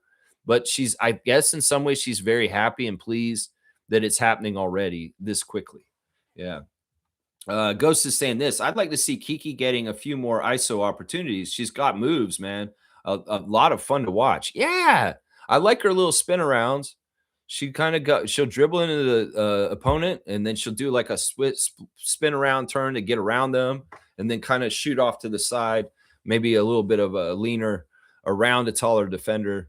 Yeah, and once again, she's not shying away from contact. There's a lot about her that's really gritty. Really, really gritty. But whether it's her fighting for rebounds down low, like that's something that's so crazy about the Tempo. We're undersized, and we got Mabry, Sykes, Rice, Julie Alamon in there grabbing rebounds with taller players around them just because they're effectively boxing them out better. Like that's hard to do. You're holding off a player that's taller than you or bigger than you, like Stephanie Dolson, and you're putting your butt into them, and you're moving them back, and you're Brittany Sykes. And you're still getting the ball and you're getting this really, really high level boxing out and protecting and defensive rebounding. That's their saving grace for not having bigs right now. That's their saving grace right there. Yeah, I'd love to see Kiki's role expand, and I'm sure it will. We're just scratching the surface. Just scratching the surface. Yeah, Ghost is saying Kiki and Miles competing for the Rookie of the Year, in my opinion. I love this, and I really do hope that she is a viable candidate by the end of the year. Damon Stoudemire got Rookie of the Year in the first year of the Raptors. It would be a lovely story to see that mirroring with Kiki Rice being Rookie of the Year in the inaugural season of the Toronto Tempo. I love that. In some ways, I wasn't sure watching the WNBA draft, the way it went, if Kiki could be a viable ROTY candidate, but it's looking like, well, she's going to get to start. And for the rest of the season, she will have this chance. Olivia Miles is a very strong competitor. She's not going to make it easy for her, though. I'll say that. Yeah, plus 24 is good work. Damn. Yeah, that's pretty awesome. Yeah, Ghost is saying Marina's Malibu's most wanted Mabry. Yeah, she's hilarious. Let's do the Toronto Tempo Redditor of the day. Of course, it's Kerfuffles. Kerfuffles 80 is always the tempo redder of the day. And well, Kerfuffles has brought us the new victory dance. It seems like this may be one of the fun things that I'm going to enjoy after the tempo win is Isabel Harrison on TikTok with some of the tempo players doing a coordinated dance with each other. And this time we've got them doing a Shiva formation with Isabel in the front. She's wearing a very nice, smart tempo long sleeve shirt. And she's got Marina and Brittany behind her, and they're doing the arms like behind each other, like Shiva, the god. And then they run off to the side, and she's doing all this stuff. It's all coordinated. They're like, we win, we win. She high fives Marina. Marina comes in. She starts doing the roll and doing all this. And the high five Brittany. Brittany comes in. She starts throwing in different moves. It's awesome. It's just the vibes. It's like the tempo victory celebrations are going to be something I'm going to enjoy this whole season, I feel like, because they're just fun little dances and they're very coordinated. And some of the tempo fans are saying Marina's gotten so much better. It's like, there was some questions about Marina's dancing at the beginning of the season. Brittany was in an interview and somebody asked her, said, Marina Mabry says she's the best dancer on the Toronto tempo. And Brittany Sykes went, what? No, come on. What did you just say to me? No, come on now. Wait, repeat that. And said, Marina Mabry says she's the best dancer on the tempo. No, she isn't. She did not say that, did she? No, she is not. So there's some debate about this. And some people say, yeah, Marina had kind of moves before on like Sun and other teams before, but people have been teaching her better rhythm. And some of the TikTok dances have been coming off better with Marina Mabry's moves lately.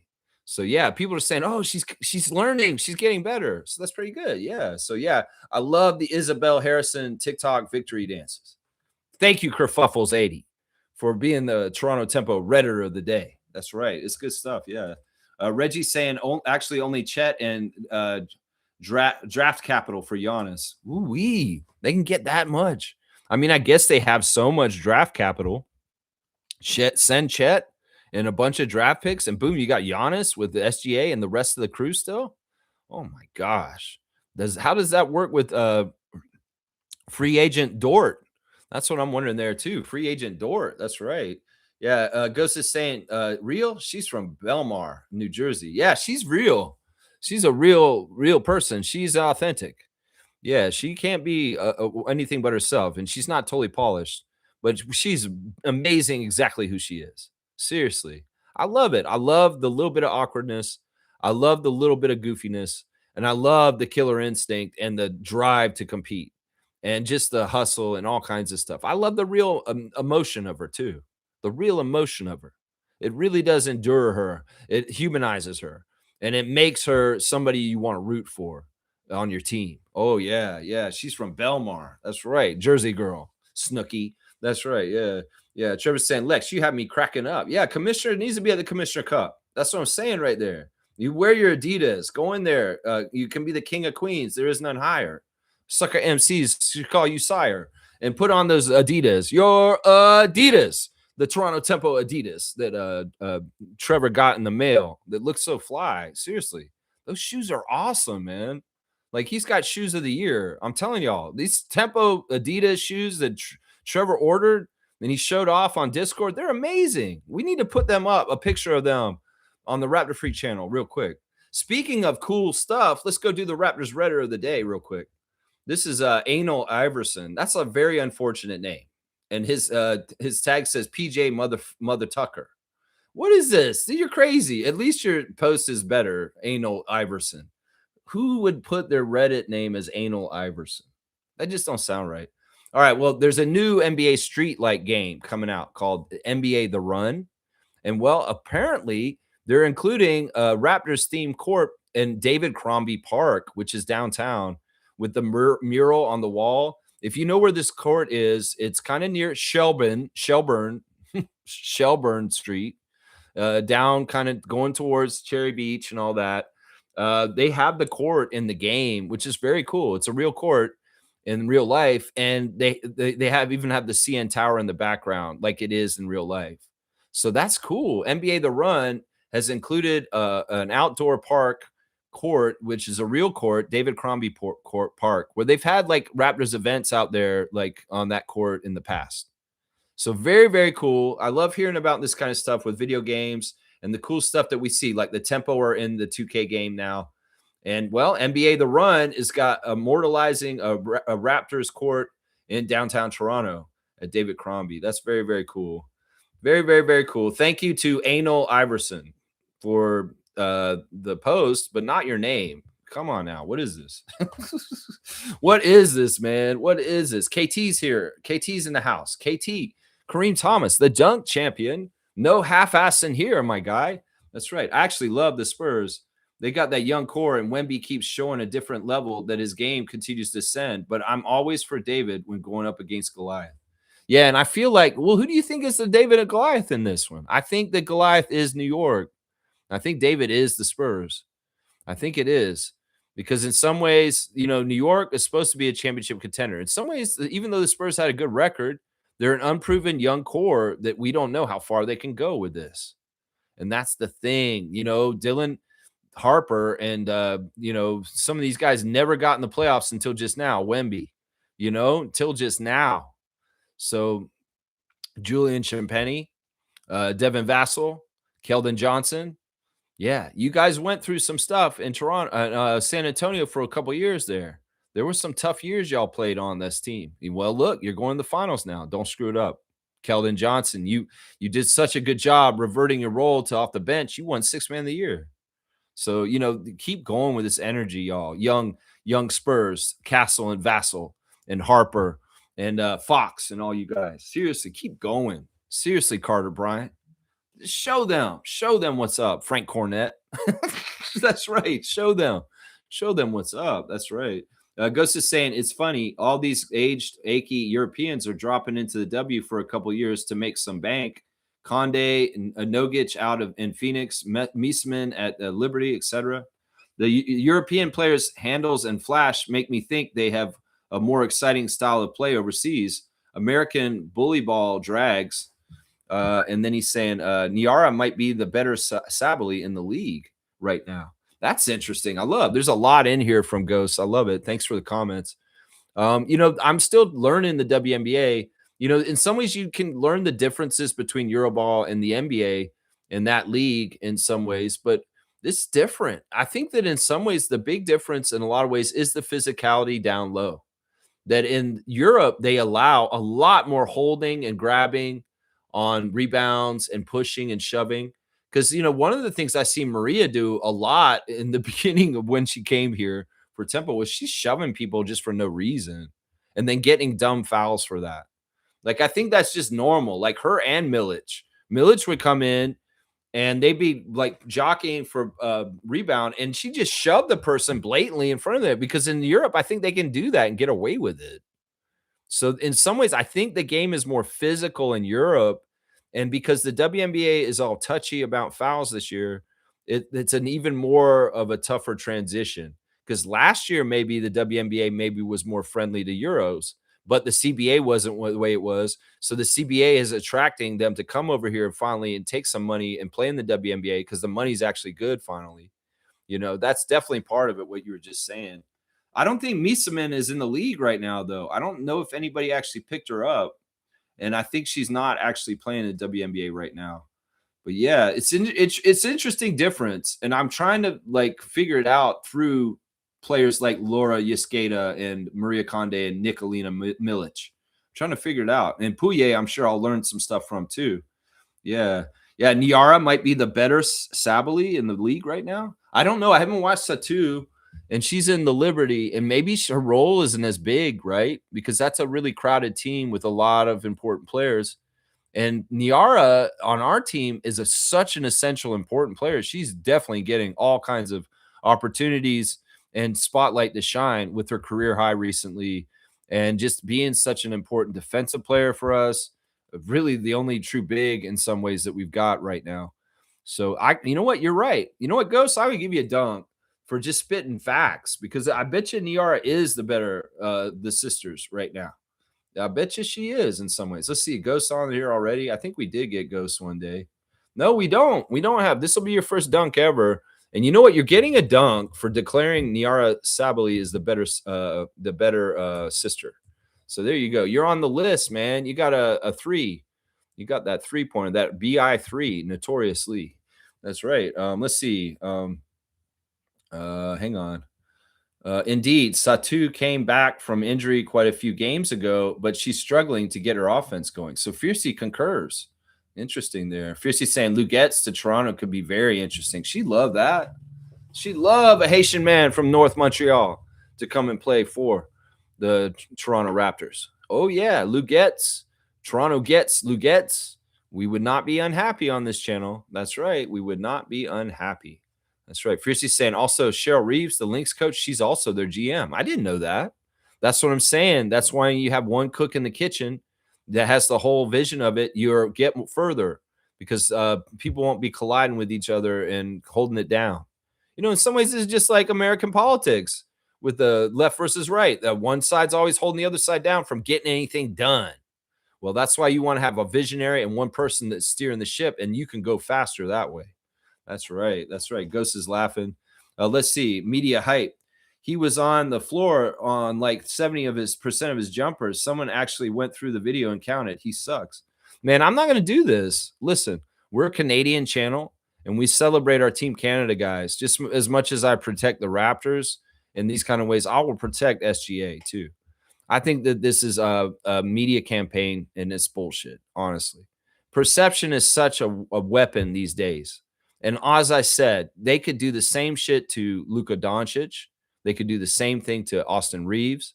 But instead, those same media people that make the narrative about SGA ignore the same exact qualities in other players around the league. We could say the same thing about Jalen Brunson, that guy's a foul baiter also. So don't give me this shit. They chose him in particular, maybe partly because he's not American and because they're sick of the Thunder being such a juggernaut. So, you know, that's truly how I look at it. It's a perception war. And you can make up a narrative about anybody in the league if you really have enough sports writers that want to write about it and jump on board with it.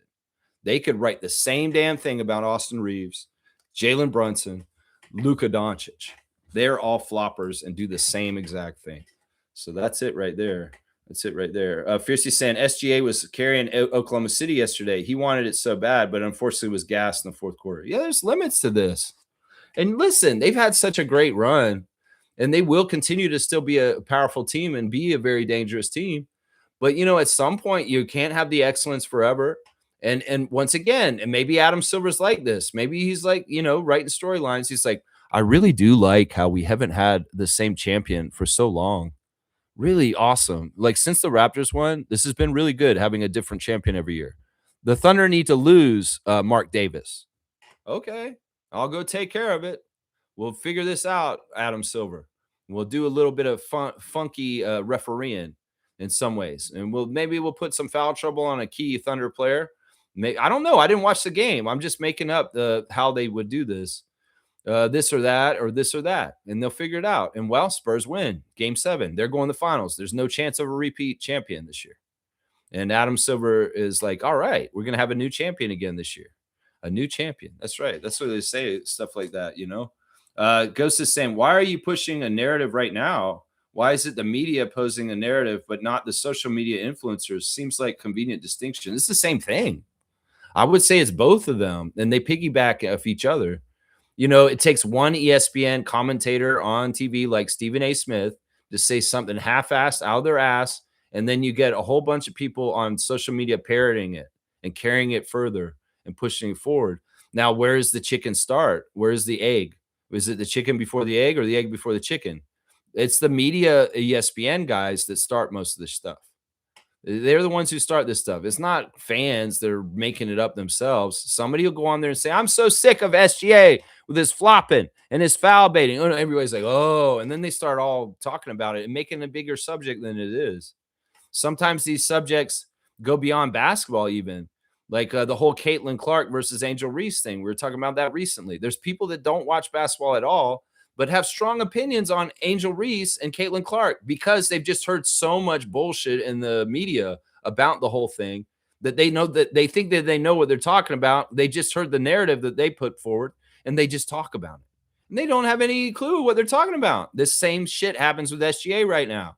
It's become bigger than the sport. It's a storyline that's bigger than things because there's so many jokes about it. There's so many people memeing about it. There's so many people writing social media content about it, that people are hearing about it outside of it, and they're just thinking that this is the perception. This is the tab on him. This is the tag. And it's not fair, honestly. It becomes bigger than what it is, and it's not fair. The dude is a very good player, and I think it's disrespectful the way that people talk about him. I think it's very, very disrespectful. I am pro SGA. I am not against SGA. I do not think what he does is ugly. I do not think it is bad for the game. I think that that's a lot of horse shit, is what I'm saying. And we can disagree on this, Ghost. This is just an area where we're not going to agree. That's all. Gus saying it's absolutely not ethical and fine when Austin Reeves does it. It's just that SGA does it way more than guys like Austin Reeves. How do you contemplate this? How do you say that who does more or what? You know, I mean, if you really want to go do the analytics and figure it all out and all this stuff, whatever, it's stupid. Once again, the whole premise here, and this is what Scotty Barnes would tell you personally, is the rules allow for this right now. If they don't like it, they'll change the rules and they'll fix it. Adam Silver was asked about it. He said, I don't see a problem with this. So he doesn't have a problem with what SGA is doing. So he's not going to fix it. Scotty Barnes got asked, is SGA a foul baiter? Is he a flopper? And Scotty said straight up on Twitch, watching SGA play in the playoffs last year on Twitch, he was watching the game live, and I'm watching him. He said, what SGA does is completely ethical. He's that good. I play basketball at a high level. I'm Scotty Barnes. And everything that I see SGA doing, I have no problem with. And that's me as a player in this league. I think he's incredible, actually, because if you really know this sport and you really look at what he's doing, it's absolutely insane what he's doing. And it doesn't look pretty to the fans, and maybe they complain because he's beating their team's ass. But that's what I'm just saying. The experts and the people that matter, not the keyboard warriors and the fucking talking heads like Stephen A. Smith, asshole. They don't matter. The people matter, Adam Silver and Scotty Barnes and other people in the NBA. And I don't know, if you ask most of the NBA players that are top level, they're not saying the same thing about SGA as the fans and the media. They're not. Tyrese Halliburton also came out and said, and he got beat by SGA last year. That is amazing. What he does is absolutely ethical. And we're the only ones putting the words unethical on it, because of people in social media influencing and putting it around all over the place more and more. But the people inside the machine, the people who are actually involved in the games, they don't look at the same way as the social media influencers and the talking heads like Stephen A. Smith. Because I've heard them say it. And like I said, if it's such a huge problem, you don't think Adam Silver will be fixing it? Just like he's going to fix the tanking problem this summer? That's what I'm saying right there. Austin Reeves, you don't think it's right when Austin Reeves does it either? You're right. Well, they wanted to change the whole league. That's what they got to do. They didn't like the kick out on the 3-point shot that Trae Young used to do. They took that away from him. So if there are certain moves the guys are doing that people think are right for the league, we'll get rid of them. They'll change the rules. But they have no plans to mess with SGA and what he does, because they don't see a problem with it. They don't see a problem with it. So, yeah, you're in your own feelings because SGA is Canadian and you want him respected, but he ain't. Sorry, bro. Too late for that. It doesn't matter. He's respected here. And once again, your world take and your own take is yours. Mine is mine. And everybody's allowed to have their own take. If we all have the same thoughts and the same minds, this will be fucked up and boring. And some people want that singularity. But no, I don't look at it the same way as you, obviously. And you can say that majority is like that. I don't believe that either. I think that you're wrong in some ways. I think that some people may think what you think, and some people may think what I think, and then a lot of people don't give a shit. I think that that's actually what's true. That's right there. That's right. Goes to say this. OKC should even exist. Why? That market has done really well. Seriously. I mean, the Seattle team shouldn't have left. Right. If that's what you're going to say. It's a team that was stolen from Seattle fan base because the greedy owners in Seattle and the greedy business community in Oklahoma City worked with the greedy NBA execs. The problem was the Key Arena was not a big enough arena for the Sonics. The WNBA arena, Key Arena, where the Storm play, is a small arena. I've been there myself. It's very, very small, and it doesn't have the right capacity for what the standards for what the NBA wanted for an arena. And there was a real bad problem because the real estate in downtown Seattle is tight. There's a lot of stuff built up in that area with the Seahawks building and the Mariners and the Key Arena and the Jimi Hendrix Experience, the Fish Market. It's all very compact in there, and there's not a lot of foot space to put a big size arena. They tried to modify Key Arena to be bigger, but it just wasn't working structurally.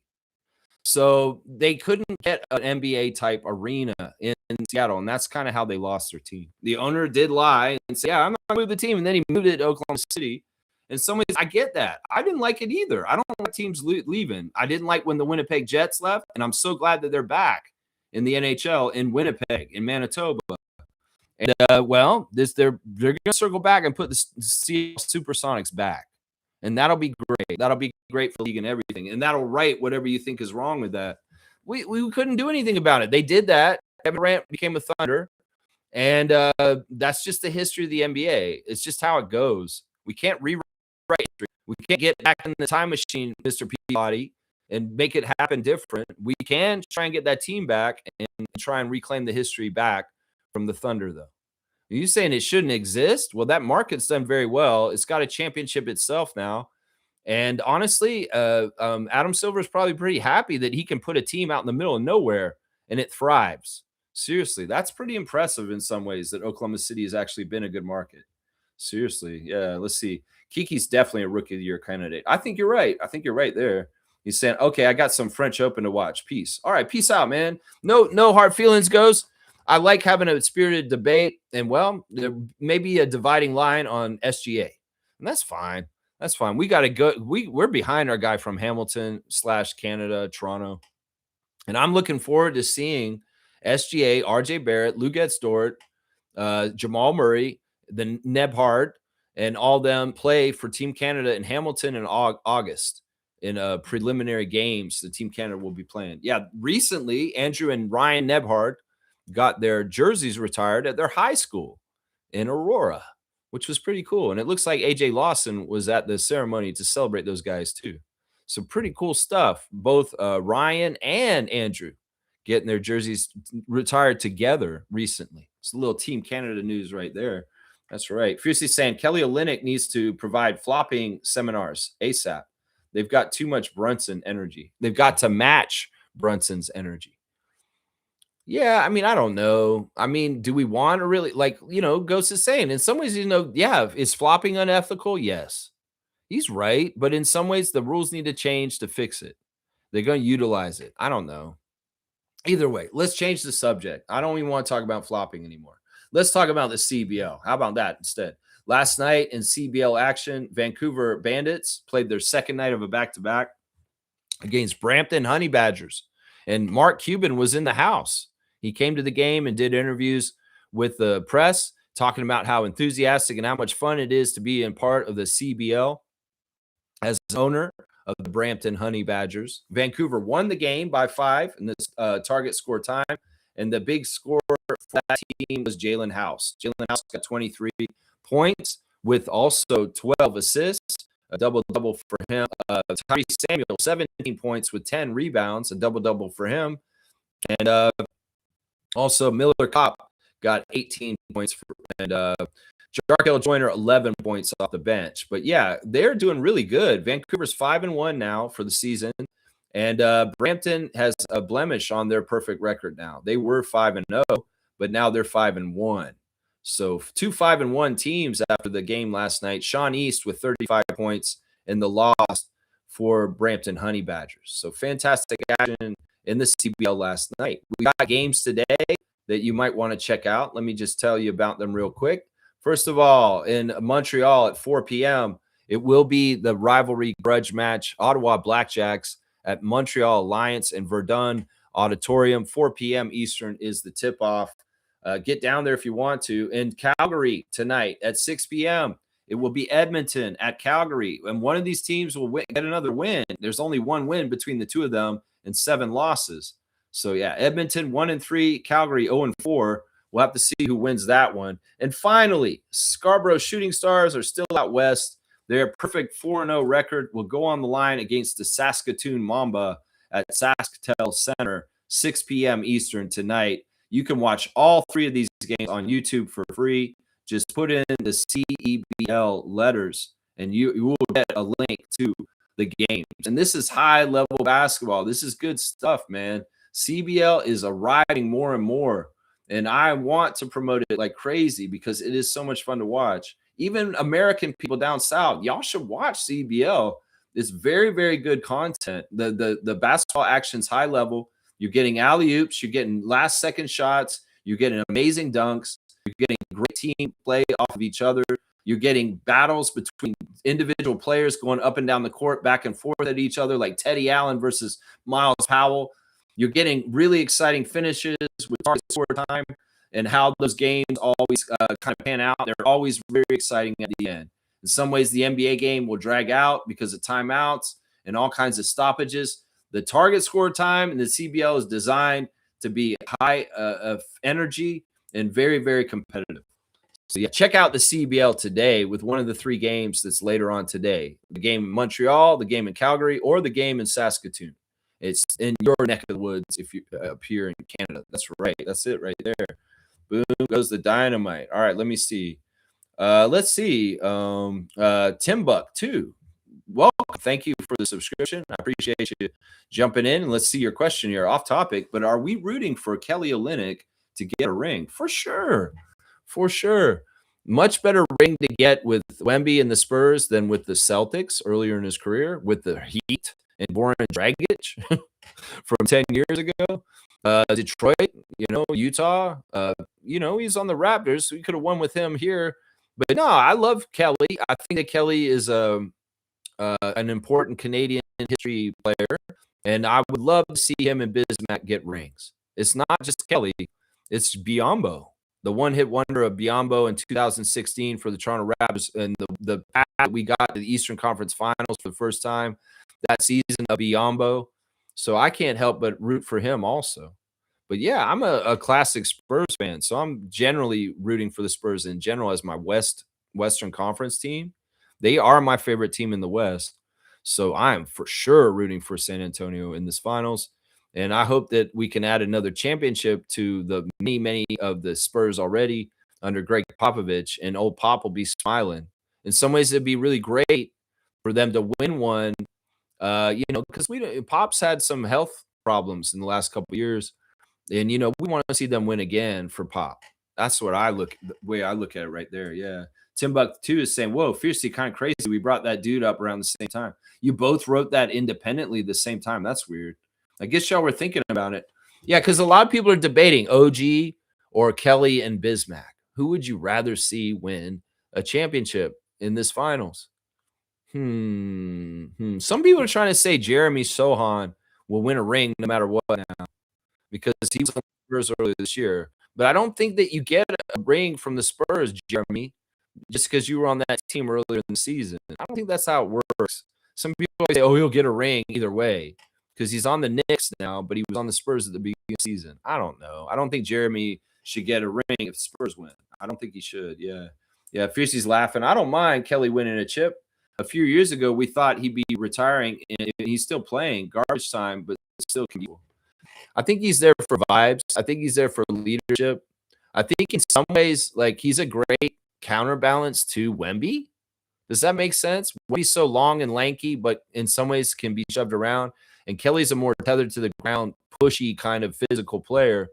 That's why I think the Spurs built that team with players like Plumlee, Biyombo, and Olynyk, is they make up for some of the physical edge, and Cornet too, for Victor being so long and lanky. Because the first couple of years of Victor, he was getting pushed around left and right like a willow in a marsh.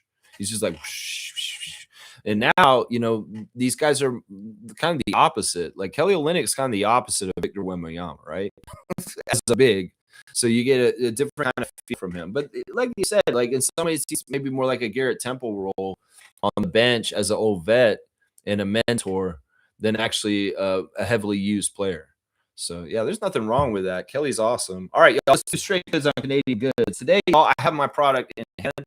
And this is from the great restaurant Montana's. Did you guys know that they had home soups? Montana's Bar and Grill is a chain, a Canadian chain across the Canadian country. It's a U.S. state, but it is a Canadian chain, Montana's. But they have soups, and I didn't realize this. My dad bought a couple of these while he was here in town recently, and this is like a rib soup. This is barbecue and bar soups. This is 100% Canadian product. I think maybe they were sourced some of the stuff from somewhere else, but it is a Canadian company, Montana's. And well, if you want some of their soup, you get the home game. You don't just have to go to Montana's to get the Montana food.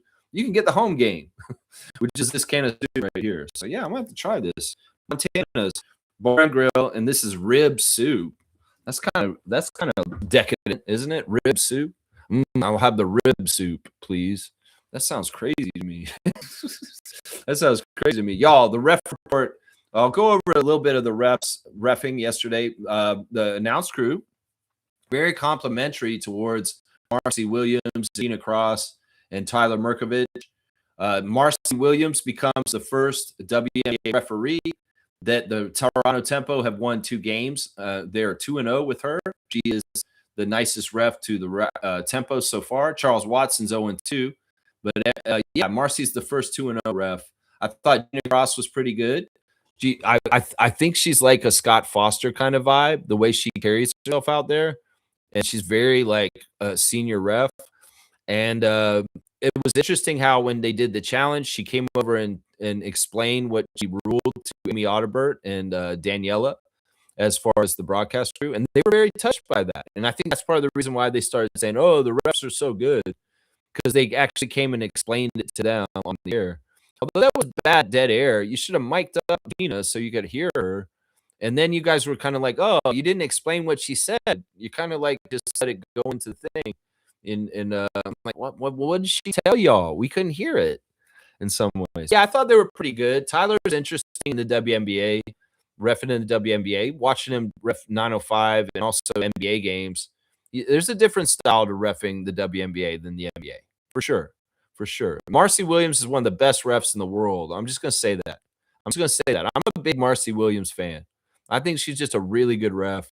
I thought they were good. I thought they were very good. I mean, we got to the line a lot, so they must have been a good ref crew, right? We got to the line a lot. So a little check-in with our ref report and checking in on how the refs did in the game yesterday with the Tempo. Thank you, Marcy. That's what I'll say right there. Thank you, Marcy. All right, let's see. What else is in my tabs real quick? Let's see. Is there any breaking news? Let's see if there's any breaking news here. No. Oh, wow. That's crazy. Yeah, we've got Commissioner Cups games. June the 3rd on Wednesday is New York Liberty and Chicago Sky on June the 7th. Next Sunday, a week from today, 3 p.m. Commissioner's Cup. So tune in to those games. It's good that they're spread out. I do like that. All right, let's see. What else do I have in my tabs that I wanted to talk about today? That's not there. That's all good. We're good there too. All right, let's go ahead and I guess there's no birthday. All right, so we'll go ahead and no birthday today. Unfortunately, no birthday. Nobody born on May the 31st, I guess. Yeah. All right, let's see. Let's get the Bucks. Yeah, we're almost right at 2 hours. Might as well finish right on time. Okay. I'm like, oh, this is easy. But then I looked at him like, no, it's not easy. All right, here we go. This is the classic card of the day. Here we go. Let's see if y'all know your classic cards. This is obviously a Phoenix Sun. Who's that behind him? I don't know who that is. It's hard to tell. But who is this Phoenix Sun from that era? That's right. This is like 91, 92 kind of era. Full name answer. Make sure you're live. It's like, DZ, are you here to continue your streak? Can you tell who this is? It looks like, you know who this guy reminds me of? Like from back in the day? He reminds me of Marquise Noel. This guy, this player. So if that may be a clue. I don't know. He's not that short, though. He's not as short as Marquise. But he does play the same position. I'm going to put the light on the ball so it looks like he's holding the light. Oh. Yeah, I don't know. Any guesses? I will give you a clue on the name. If you put in a name guess real fast, I will put a clue for you on the name. Yeah, who is that? What is this player from the Suns history? Full name answer, classic card of the day. Let's see. Looks like Coco Wade. He does kind of look like Coco Wade. does kind of look like Coco Wade, this player. Yeah, maybe if I show y'all the back, maybe it'll be easier. He does kind of look like Coco Wade. Just a little bit like Coco Wade. I would say his last name is the same last name as the character that David Hasselhoff played in the 80s. It was his breakout character on TV. So if you know what that character's last name was, show the last name of this player. Oh, Slug Deezy got it from that. See, the classic card clue is where he gets it. He's like, oh, Knight. Michael Knight. Kid Rider. Nigel Knight. It's exactly right. Look at that. It's like DC Street continues. He got it. It is Nigel Knight. Fantastic work. Fantastic. Yeah, I think it's the clue when it's the catalyst. He's like, oh, okay, Knight Rider. Oh, Knight. Who's Knight? Travis Knight? No, that's not Travis Knight. That's Nigel Knight. Boom goes a dynamite. So easy. I bet that's part of how he starts thinking. When I do the clue, he's like, oh, okay, talking car. Okay, yeah, does crazy jumps. Yeah, Knight Rider. Yeah, Knight. Nigel Knight. Boom goes the dynamite. That's right. Should I do, I did the Magnum PI theme yesterday. Maybe I should do the Knight Rider theme today. Yeah,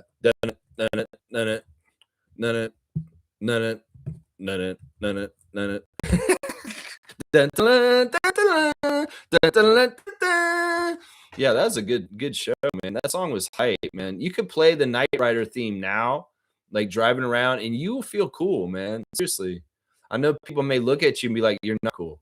But I feel cool when I ride around listening to the Knight Rider theme in my car. That's right. I'm going to give you, you know what? You've been on a streak with 300s. I'm going to give you another 300. And seriously, if you keep doing this, maybe you will challenge Fiercey. Because I thought Fiercey was untouchable with how far she is. But Slug Deezy's got 8 straight days of classic card. And it looks like he's got about 3,000 points from it. So he is coming up strong. We will play trivia in 2 days. There will be a Raptor Freak Tuesday trivia this week also, with the tempo not playing again till Wednesday. So be ready with your trivia caps for Tuesday morning, 9:30 a.m. We'll see what Commissioner of Trivia, Adriana, and I come up with for you guys for this Tuesday as far as the subject. Yeah, man. Let's see. It's 33,000 to 26,000. 26,000. So 33,000 to 26,000. That's 7,000 point lead still. It's tough. It's not going to be easy, Slug Easy. Let's just put it that way. This is not much time, because honestly, this is over when the championship's over. When the Knicks and the Spurs finish the finals, this is over. The trivia season. So we'll see. He's got a chance. Yeah, clap for Slug Deezy. Nigel Knight. That's right. I was going to make another Batman clue, honestly. Yeah, let's see. Slug Deezy saying clue helps big time when I'm stumped. Yeah, sometimes these cards aren't totally clear. They're not totally clear. Like, I was thinking of Charles Barkley. When I opened it, I was like, oh, Charles Barkley, this will be easy. Then I was like, oh, wait, that's not Charles Barkley. I looked at it a little closer. Who is that in the corner there? It looks kind of like Cedric Ceballos. A little bit like Cedric, but I don't totally remember Cedric playing for the Nuggets. No, that's the Suns. He's wearing a Suns jersey. That is Cedric. Because he was on that team with Nigel Knight. I don't know why. They're playing the Lakers. There's a Laker jersey in the corner there. So that is Ceballos, dunk champion. Blindfolded dunk artist. If you're just saying 300 points with the clue, I need to step up at trivia on Tuesday. It's really because the last couple of cards have been about the same difficulty. I give them 300 for Jeff Turner. So, and they are kind of obscure end of the rotation players. These aren't stars, Jeff Turner and Nigel Knight. These are not stars. These are like backups that came off the bench and played here and there and weren't like prominent dudes. So it's impressive that he remembers these names. Seriously, it is. Let's see. Fiercely saying, so I'm counting 300 points for Slug. The next 14 days equals 4,200 points. Well, I'm not going to give him 300 for every card. It depends. Some of the cards may be easier, and he's only getting 50 or 100 points those days. So I don't think it's possible. It'd be really, really tough to do. Really, really tough. He'd have to get most of the trivia questions on Tuesday. also to probably do anything. All right, let's finish it up. Tempo, fantastic game yesterday against the Storm. Really, really happy that y'all are 5-4 and that you got your first 20-point win at home. And what a delight for the fans in the middle of the day, too. It makes the whole rest of the day so fun. So I wear my Tempo hat. I'm like, yeah, we won. We won. I'm doing victory dances on TikTok like Marina and Isabel. Yeah, because it's the same reason. Because I think it's so awesome. Yeah, I'm going to do this stuff too. Why not? Oh, Lex will start doing the dances too because it looks fun, Izzy. That's right. It looks fun. All right. Yeah, good job. I'll go over my stars again real quick. Laura Euskata with her Cobra chain, star of the game. Kiki Rice, second star. Marina Mabry, third star. Maria Conde, fourth star. And Brittany Sykes, fifth star. Fifth star. Yeah, honorable mention to Niara, as always. Yeah, all right, Coach Sandy. Let's get us ready for your nemesis, your former team. Wednesday, New York Liberty. This game means a lot in certain ways beyond basketball. You got to understand, the parting of Coach Brown from the Liberty was not totally nice in some ways. There was some weird stuff. There was some underlying shade. There was some issues. And I'm be very curious to see how Coach gets her team up against them, Niara and everybody. Oh, yeah. This is going to be a grudge match. The New York Liberty versus the Tempo on Wednesday night. This is going to be a grudge match. That's right. Oh, yeah. Set up your fantasy lineups. Last day of the week for our fantasy week. Tight matchup between Kaz and I. Yeah, let me look at that real quick. Let me just real quick. I'll cap that. Yeah. James, I got you beat pretty bad by now. Looks like Jamie's got Meredith, which is very interesting. Kareem's on track to win. Wow, it's so close. You guys have like a 1.1 margin. Kaz is ahead by Fiercey by 1.1 points. Get your lineup set soon because there may be afternoon games and the cutoff will be soon. And it looks like Cool Cat's got a good lead over Reese's Nieces. All right, thanks for watching the Tempo Freak, the Raptors Freak. I'll be back tomorrow with the Monday memory or moment. Tomorrow at 9:30 a.m. on this channel. We'll see. It'll probably be a Raptors-oriented kind of stream tomorrow. So we'll come in with that. Yeah. All right. Let's see. Fiercely saying we can beat the Liberty. Sandy has the advantage of knowing former players as opposed to DeMarco. Yeah, that is an advantage. She knows their weaknesses. And maybe she'll give them all the right coaching. Beat the Liberty and make Ellie the elephant cry. Let's go. Tempo. Woo!